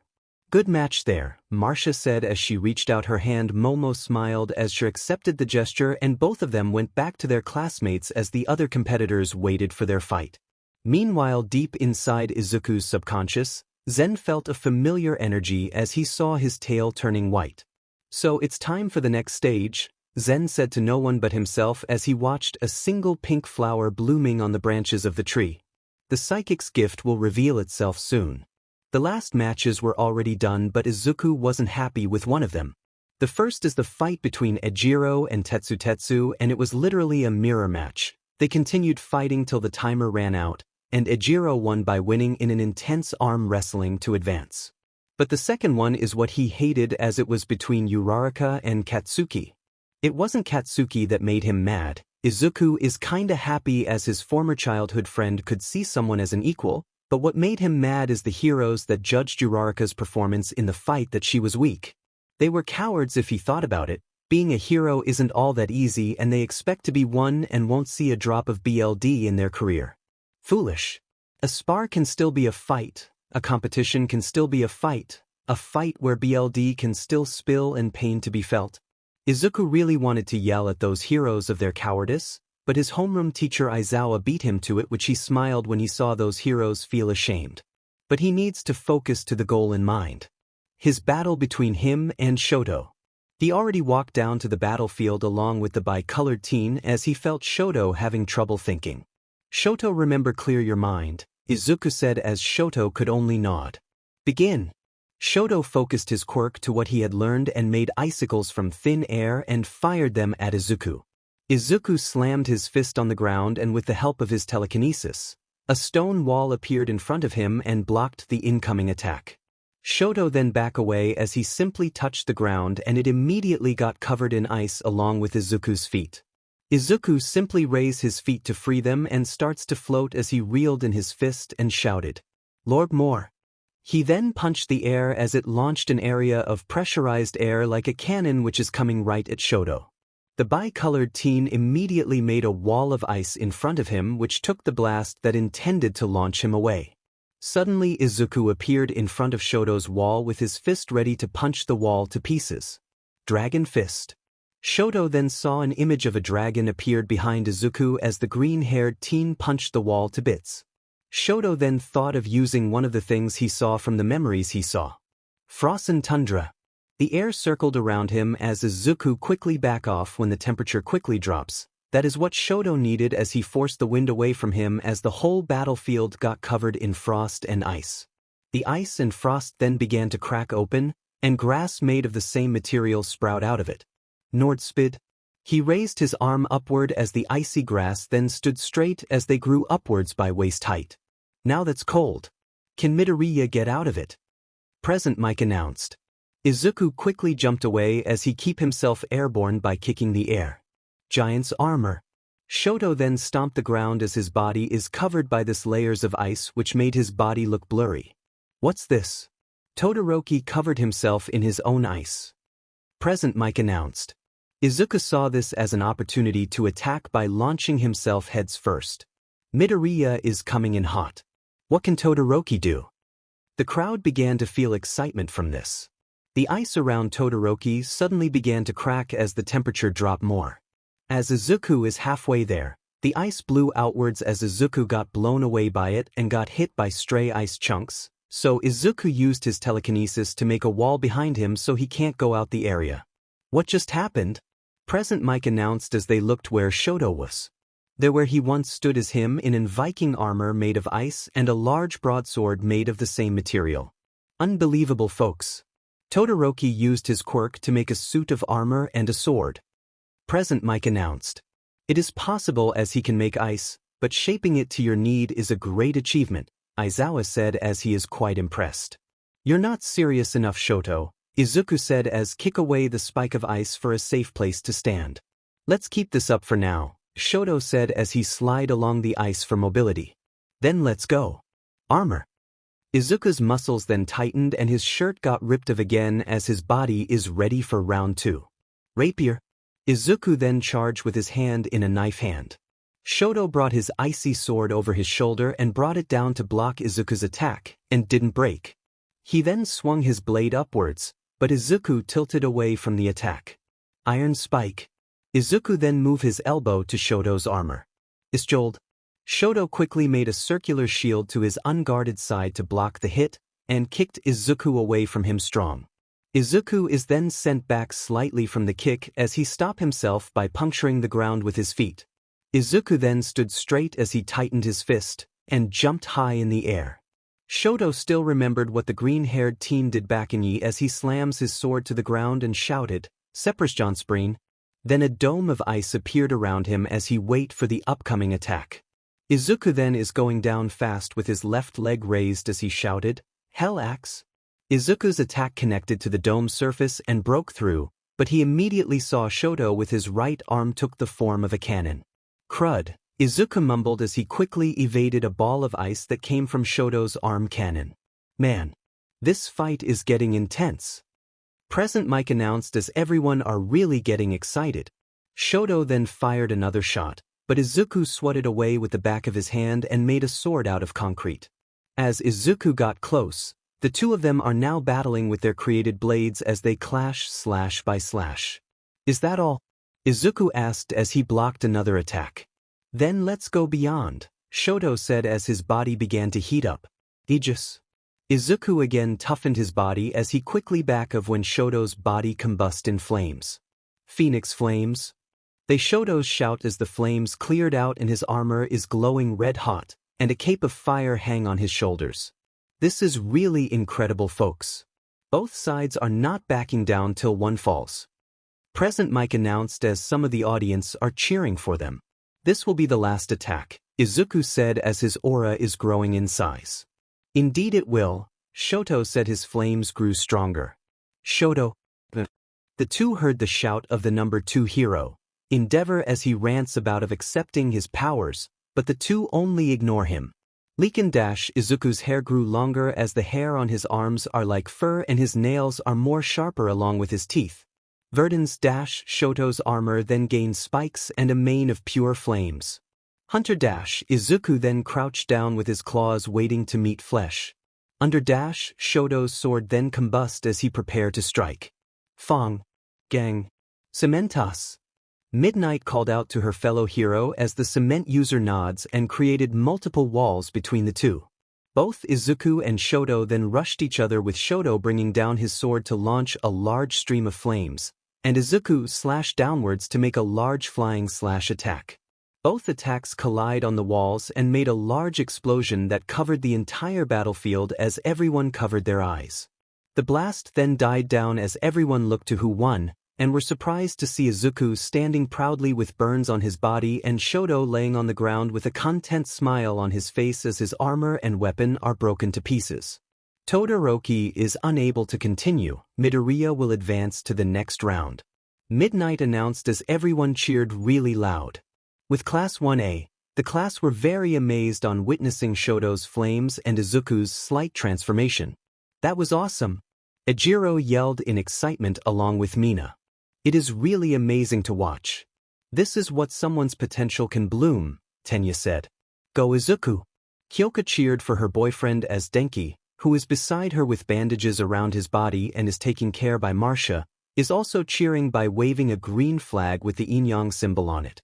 Unbeknownst to them, Katsuki is glaring at the two with hate and jealousy as he clenched his fist and grit his teeth in anger. "I'll show them." "Ah, that's much better," Izuku said as his burns are now gone.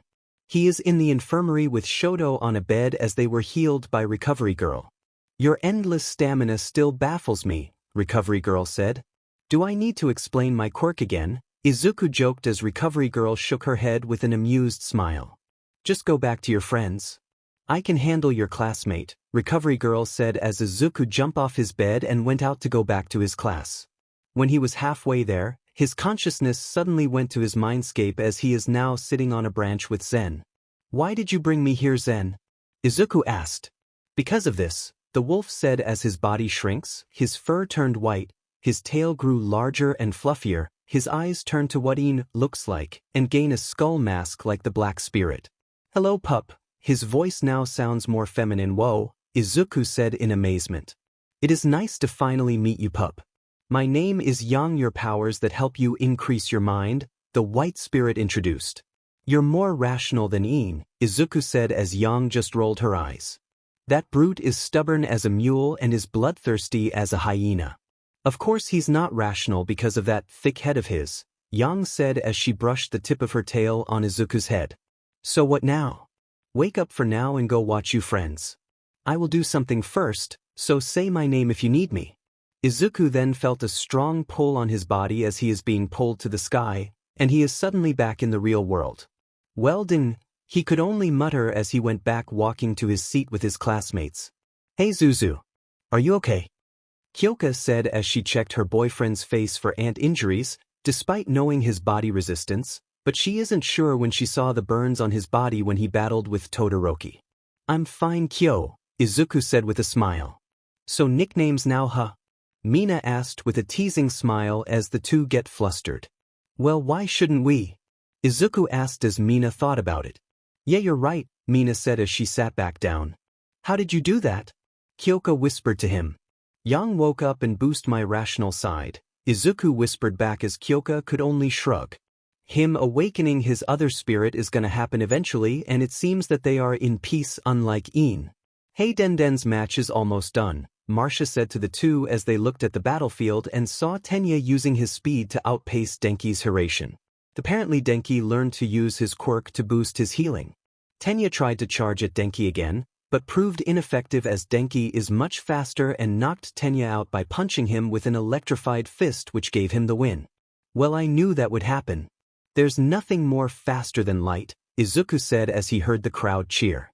"Indeed," Momo agreed with him. "Well, my match is next, so see you guys," Marcia said as she and Mina quickly ran to the locker rooms. "Well, ain't she excited," Izuku said as they waited for the next round. It took an hour for Marcia and Mina's round to start as they now stood on the battlefield, for the match to begin. "May the best woman win," Mina said. "Yeah, let's," Marcia said as she hand-combed her hair as her pet Hoetsun move inside it. "Begin." Mina then fired acid from her hands as Marcia quickly evaded it by jumping back, and motioned her left hand forward as giant roots came out of the ground and it are heading to Mina. The pink girl then fired more acid to melt away the incoming roots, and began to move in. Folha, Marcia called out as her pet Hoatsun came out of her hair and it immediately transformed to its wyvern form.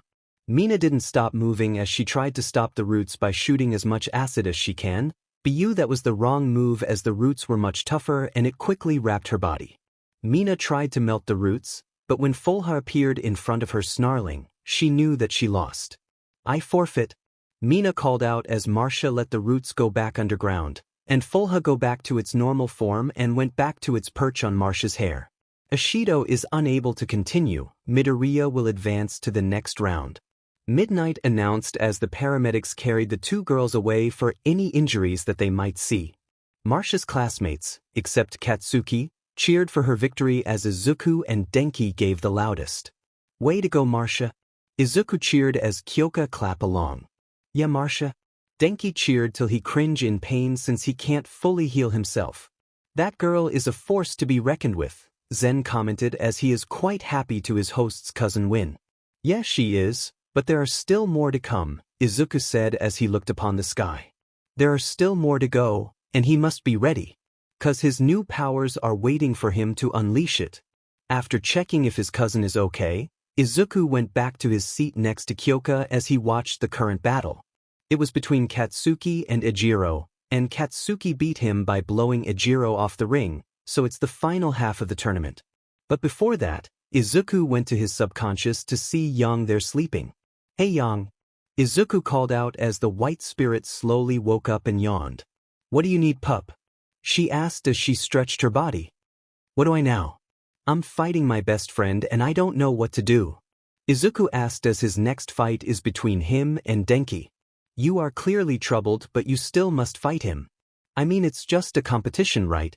Even if he lose, he will either third or fourth, so all of you have to do is have fun, Yang said as Izuku felt kinda relief.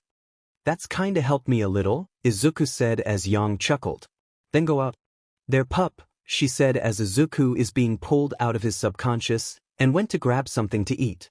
Izuku entered the stadium's cafeteria as he saw Tenya looking very saddened. Tenya, are you alright? Izuku asked as Tenya slightly flinched and he looked to the young juggernaut. I'm fine, Midoriya, Tenya said with a strained smile as he left.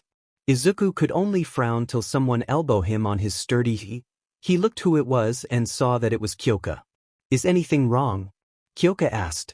Izuku looked back to where Tenya left and said, It's Tenya, and he felt very, very sad.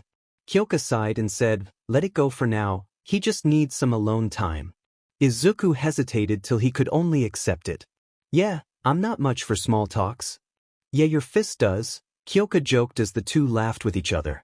Alright, can Izuku Midoriya and Denki Kaminari come to the battlefield? Present, Mike announced. Well, that's my cue, Izuku said as Kyoka kissed him on the cheek. Good luck, she said as Izuku left for his match. Izuku and Denki are now face to face in the battlefield as the crowd goes wild. Well, sooner or later, we would face to face, Izuku said. And this is it, Denki said. Begin. Lion Fist. Thunderhawk. In a blink of an eye, the two clashed in immense speed as Izuku used his left fist and used his right covered with electricity. The two then move away from each other in immense speed as they exchange hit for hit. Like two beasts fight to who is best. The werewolf and the thunderbird. Izuku jumped to the air and went for the axe kick. Lightning hammer. Denki brought his fist covered with electricity to the air, and the two collide as they got sent back by the edge of the arena. Izuku quickly ran forward in a Naruto fashion as he focused his strength to his arms. Denki also ran forward with electricity covering his body. Lance. Izuku then moved his fist forward and ran faster, but Denki quickly saw this and jumped to the air and raised his right leg. Talon Storm. He then started to drop down to deliver an axe kick of his own. Izuku quickly crossed his arms to take all of the damage and pushed him away. Denki quickly adjusted himself as stray electricity went to the air. Lightning missiles. Denki then fired 10 bullets of electricity from his fingertips as they head straight to Izuku. The green-haired teen quickly back off as he gracefully dodged them with ease, and kicked a chunk of concrete at Denki. Quick bolt. Denki cauterized the incoming block with his left hand in half, and ran forward with the same hand ready to strike Izuku. Heavy impact. Izuku also charged with his fist reeled back and covered with his aura. The two then struck each other as both of them went past one another. Izuku felt something cold and saw a small BLD wound on his right hip. Huh, you've outran me that time and even gave me a cut, Izuku said as everyone looked in shock. Someone has managed to cut him. Present Mike announced. Kaminari used his advantage in speed when he saw Midoriya go to a more heavy attack, and struck at the moment when Midoriya's guard is down, Aizawa said calmly as he ignored the clamoring below. The two friends continued fighting with each other as Denki used pure speed and Izuku on brute force. Aura. Izuku then brought a heavy haymaker, but he completely missed. Durr. Denki strikes were very swift and fast, that is fast enough to blur, and damages Izuku in every point. Then Black Spirit came out to assist his host as Iin charged like a wild beast. Dynamic Bolt. Denki then covered his left arm with electricity and punched the ground to make a stream of electricity heading to the two. Come here, little human. Iin shouted as he charged in like a beast and took the hit. Denki immediately retreated as he made a ball of electricity in his hand that is constantly spinning, and quickly used his Hiration and struck Iin with the sphere while shouting, Rasenarashi. Ga. Iin shouted in pain as he felt the sphere grinding him, but quickly smacked Denki off of him. Missile. The blonde teen then looked up to see Izuku going for a headbutt in the air. Denki quickly stepped back to avoid the incoming human missile as Izuku crashed in front of him, and tried to shock him again. Lariat. Out of nowhere, Iin clotheslined Denki from behind and knocked the blonde down. Chisel. Izuku was suddenly above his down body and brought down a karate chop on his back. Denki screamed in pain as he quickly spun his body around and kicked Izuku off him. Bruh. Iin then tried to hit Denki again with a sucker punch, but the blonde teen quickly blinked out of the way. Iin then felt a large jolt of electricity to his side and fell over. With him being unconscious, the Black Spirit returned to Izuku's body. Izuku stood in one place as he is slightly spasm as some of the electricity managed to hit him, and Denki stood opposite of him as he is running out of steam. Well, this is it, Izuku said as went for a horse stance and tried to control his spasming body. You got that right, Denki said as he reached out to the sky with his right hand as a spiraling ball of electricity is on his hand. Ha!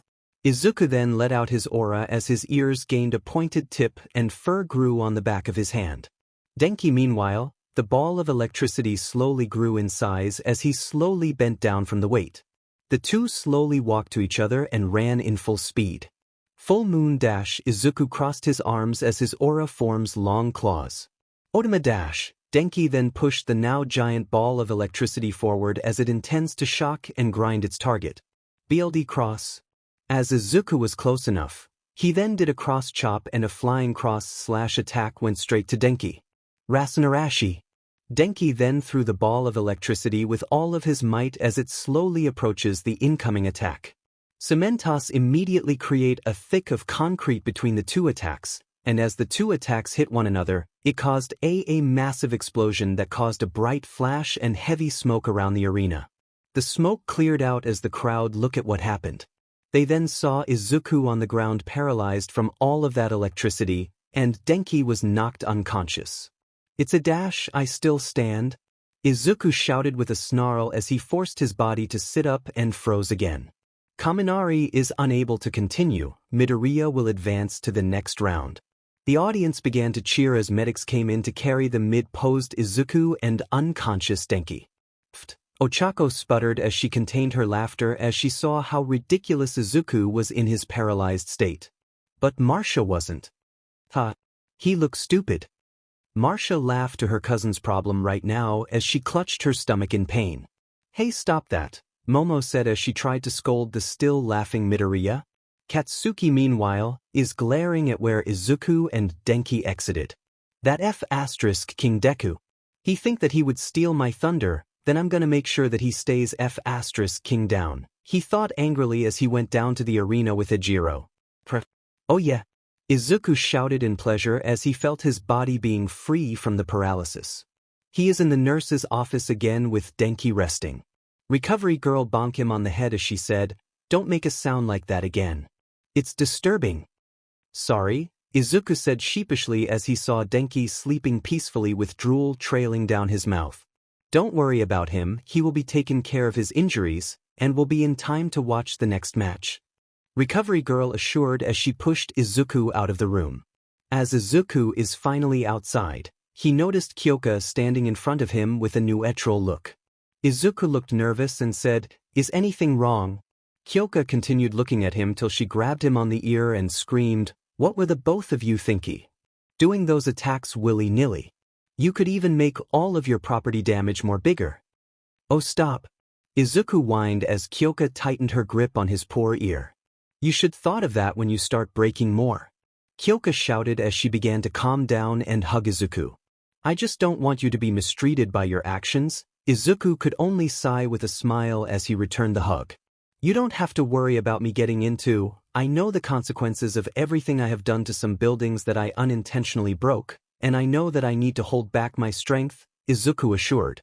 "You know why I said this to you now," Kyoka said as Izuku frowned. He knew what she meant. The next match is between Katsuki and Ejiro, and he knew the bombastic blonde will win, and he would battle his former childhood friend. "Just promise me to hold back?" Kyoka asked. "I promise. I might not even use my fists for this," Izuku said as Kyoka looked at him in confusion. "Then what will you use?" she asked as the both of them heard cheering from outside, and Izuku looked where it was and said, "Rather than brawn, I will use my mind." Izuku is currently in the locker room waiting for the next match as he tightens the wrappings on his limbs. He kept thinking of his final match with his former childhood friend as he frowned from two outcomes he would think.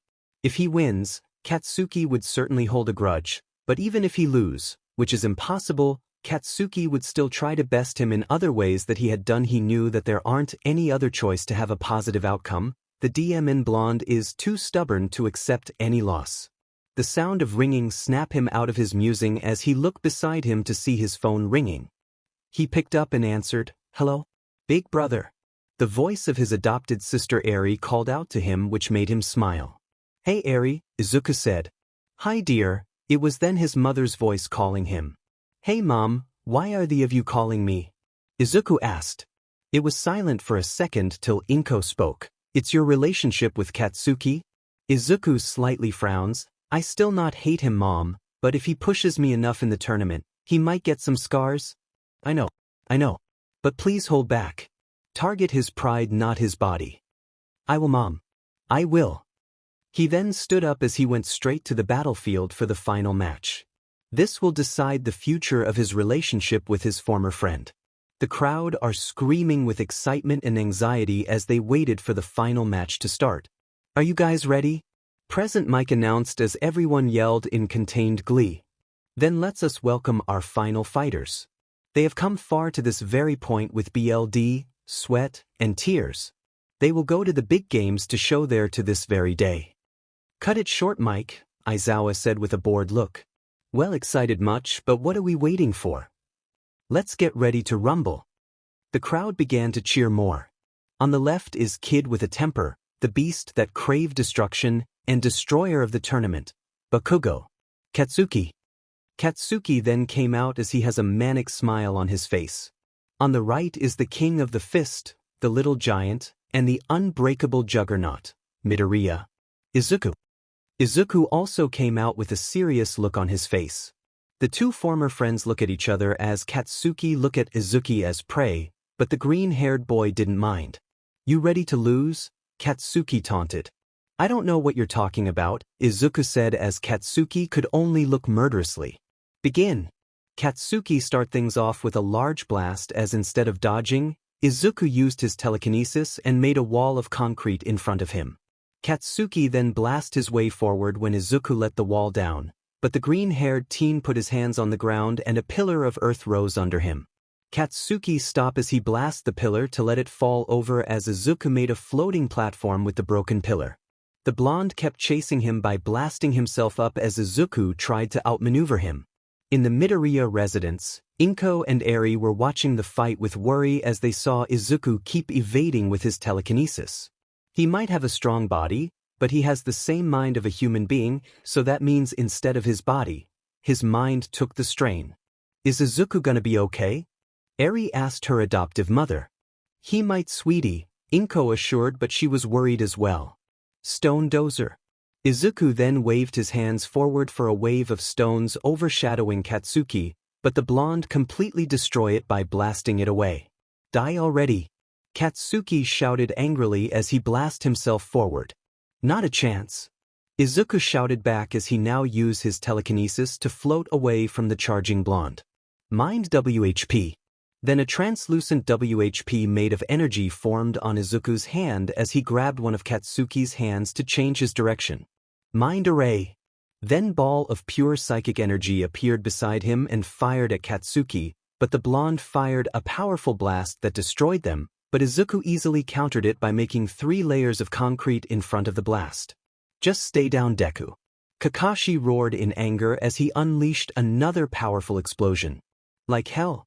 Izuku then slammed his fist on the ground as a giant thick wall blocked the attack completely. Why is he still holding back? Marcia asked. What mean? Chaco asked. She means why Midoriya isn't finishing this quickly, Shoto said. Because he's trying to mend a broken bond, Denki said as everyone looked at them. What do you mean? Momo asked. We were old friends, you might say. Me, Izuku, Kyoka, and Bakugo and I were friends since we were kids, but since before Izuku got his quirk, everyone basically harassed Izuku with Bakugo being his worst tormentor, Denki explained.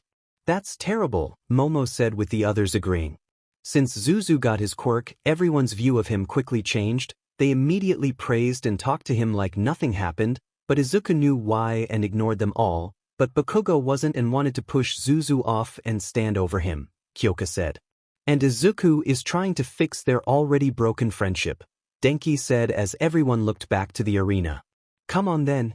Izuku shouted as he launched boulders at Katsuki as the blonde tried to blast them away, but the shrapnels hit him. Just go die already, you nerd. The blonde shouted as he ignored the pain and tried to blast Izuku again, but the green-haired boy easily diverted its trajectory. Izuku then kicked the ground for a spray of concrete dust that hits Katsuki's eyes as he screamed in pain. Izuku then rose a pillar of stone below the blonde as Izuku launched him to the air for an easy stone bullet shot.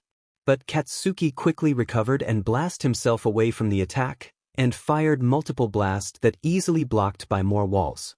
Come on, kid. Kamui Woods cheered as he watched the fight from the outside along with Mount Lady as they knew he would win with no trouble. I see now why, Death Arms muttered as he watched the green juggernaut evading and blocking each attack with ease and calmness. That kid is going big. As the battle continued on, Katsuki is getting tired of continuing, but Izuku wasn't even close to exhaustion as not even a single sweat on his face. Give up now. You can't even continue, Izuku said as Katsuki looked at him angrily. Are you looking down on me? He snarled. I'm not. You are clearly exhausted. You think you're better than me, Deku. I'll show you. Katsuki then moved his hands forward as his palms began to spark. Then a massive explosion rang to the stadium as the rushing bubble of death went straight to Izuku, but Izuku didn't deter. As the explosion went closer, Izuku didn't move as he let it consume him, which made everyone scream in panic. Katsuki was now totally exhausted as his hands were getting numb from overusing. When the explosion passed, everyone were shocked to see Izuku still fine, but he was in his backup shorts since his uniform was burnt, but let his perfectly sculpted body to show to everyone. Then let's finish this then, Izuku said as Katsuki felt his anger boiling. Then something white came out of Izuku's body to reveal itself to be Yang with her large snow-white tail in full display. Ready, young Midoriya? Yang asked. Don't be all might right now, he thought as he focused all of his psychic energy between his palm as it slowly took form of a pink ball of energy. Yang then focused her telekinesis to make Katsuki still, and with him exhausted it was really easy. Izuku then moved forward with the ball still in his hands as he prepared to push it forward. Katsuki could only look helplessly as Izuku ran up with the psychic ball on his hand, and he then closed the distance as he looked up to see the anger on Katsuki's face. You're still the best. Katsuki's eyes widened in shock before the ball was pushed to his gut. Psycho Bomb. Izuku then pushed the ball in, and the psychic hold that held Katsuki disappeared and he was launched back by the ball and it exploded to a flash. It then cleared out to see Katsuki knocked out on the grass as he laid there with his eyes rolled back to his head. Bakugo is unable to continue, Midoriya is the winner. The audience then cheered at the very one-sided battle, but it was still enjoyable. Above the stands are the rest of Class 1A cheering on as well. Yeah, Midoriya? Ejiro cheered along with Mina as their fists were high in the air. Yeah, buddy. Denki also cheered as Marcia hugged by his side with Kyoka shouting compliments to her boyfriend. It was one-sided, but with how long it took is very impressive, Momo said. Agreed, though I hate seeing Bakugo going around like a rabid beast, but I do compliment him of surviving without the proper knowledge of Midoriya's strength, Tenya agreed. Indeed it was, Shoto did as well. Now that's quite long to survive with a one-hitting kid like Midoriya, but that was amazing to see. Present Mike announced. I think he's really just stubborn to admit defeat, but I do agree that he is quite powerful in some terms, Aizawa said as he was quite impressed by the wild blonde's determination. Yeah. Big brother won. Eri cheered along with Inko as she cried tears of joy. Good job my baby boy, Inko said as she sniffed a little. Hours later in the stadium, Izuku stood on the top podium with Katsuki on his right with his arms crossed as he mutters curses because of his defeat, and on his left on the lowest are Denki and Shoto standing by each other with smiles on their faces. Izuku took a deep breath and released it as he let the attention wash past him, and midnight began the announcement. Now, we will award the medals. The presentation of the medals, of course, will be presented by this man dash. Haha.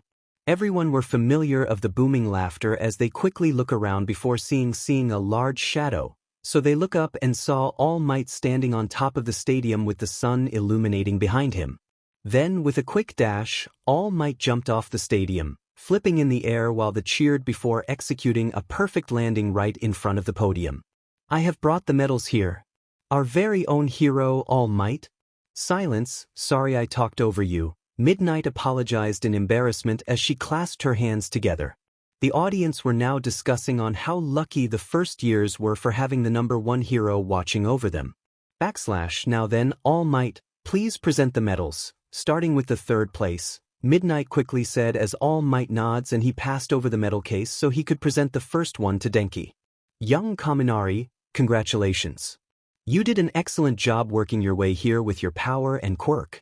However, don't recklessly use your quirk or abuse it since it might actually hurt you, so you must strengthen your body so it can handle your quirk better. Maybe do it later thou, All Might advised as he put the bronze medal around Denki's neck and gave the young teen a gentle hug. Thanks, Denki then smiled. I could have not done it. Why my friends and family backing me up when I need them the most? All Might nods as he feel proud for the younger blonde, and he then look at Shoto as he presents the other bronze medal. Young Todoroki, congratulations. I assume that there was a reason that you never used your left side.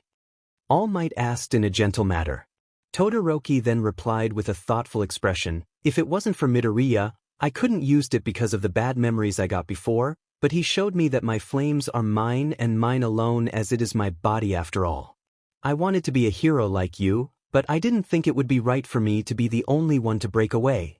He then looked at All Might straight to the eyes and continued in his usual expression, there is something I must settle. All Might nodded in approval and said, the look on your face is completely different from before, he stated as he gave Shoto a hug.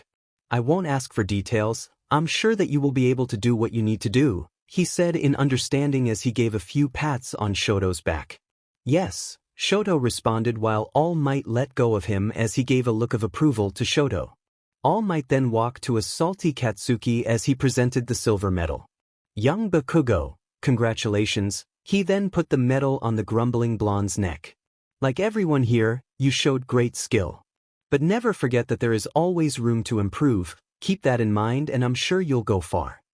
He then hugged Katsuki and after the two separates, Katsuki gave a firm nod as he looked at the medal with a serious expression. All Might then approached the young juggernaut and presented the gold medal. Young Midoriya, congratulations, he stated as a change to the world, and I am without a doubt that you earned this. Izuku smiled and nodded as he was grateful to hear that from his idol. All Might then turned to the rest of the students. Well, they were the winners this time, he stated as he got everyone's attention. But listen here. Anyone here could have ended up on those podiums. He declared proudly as he points to the sky.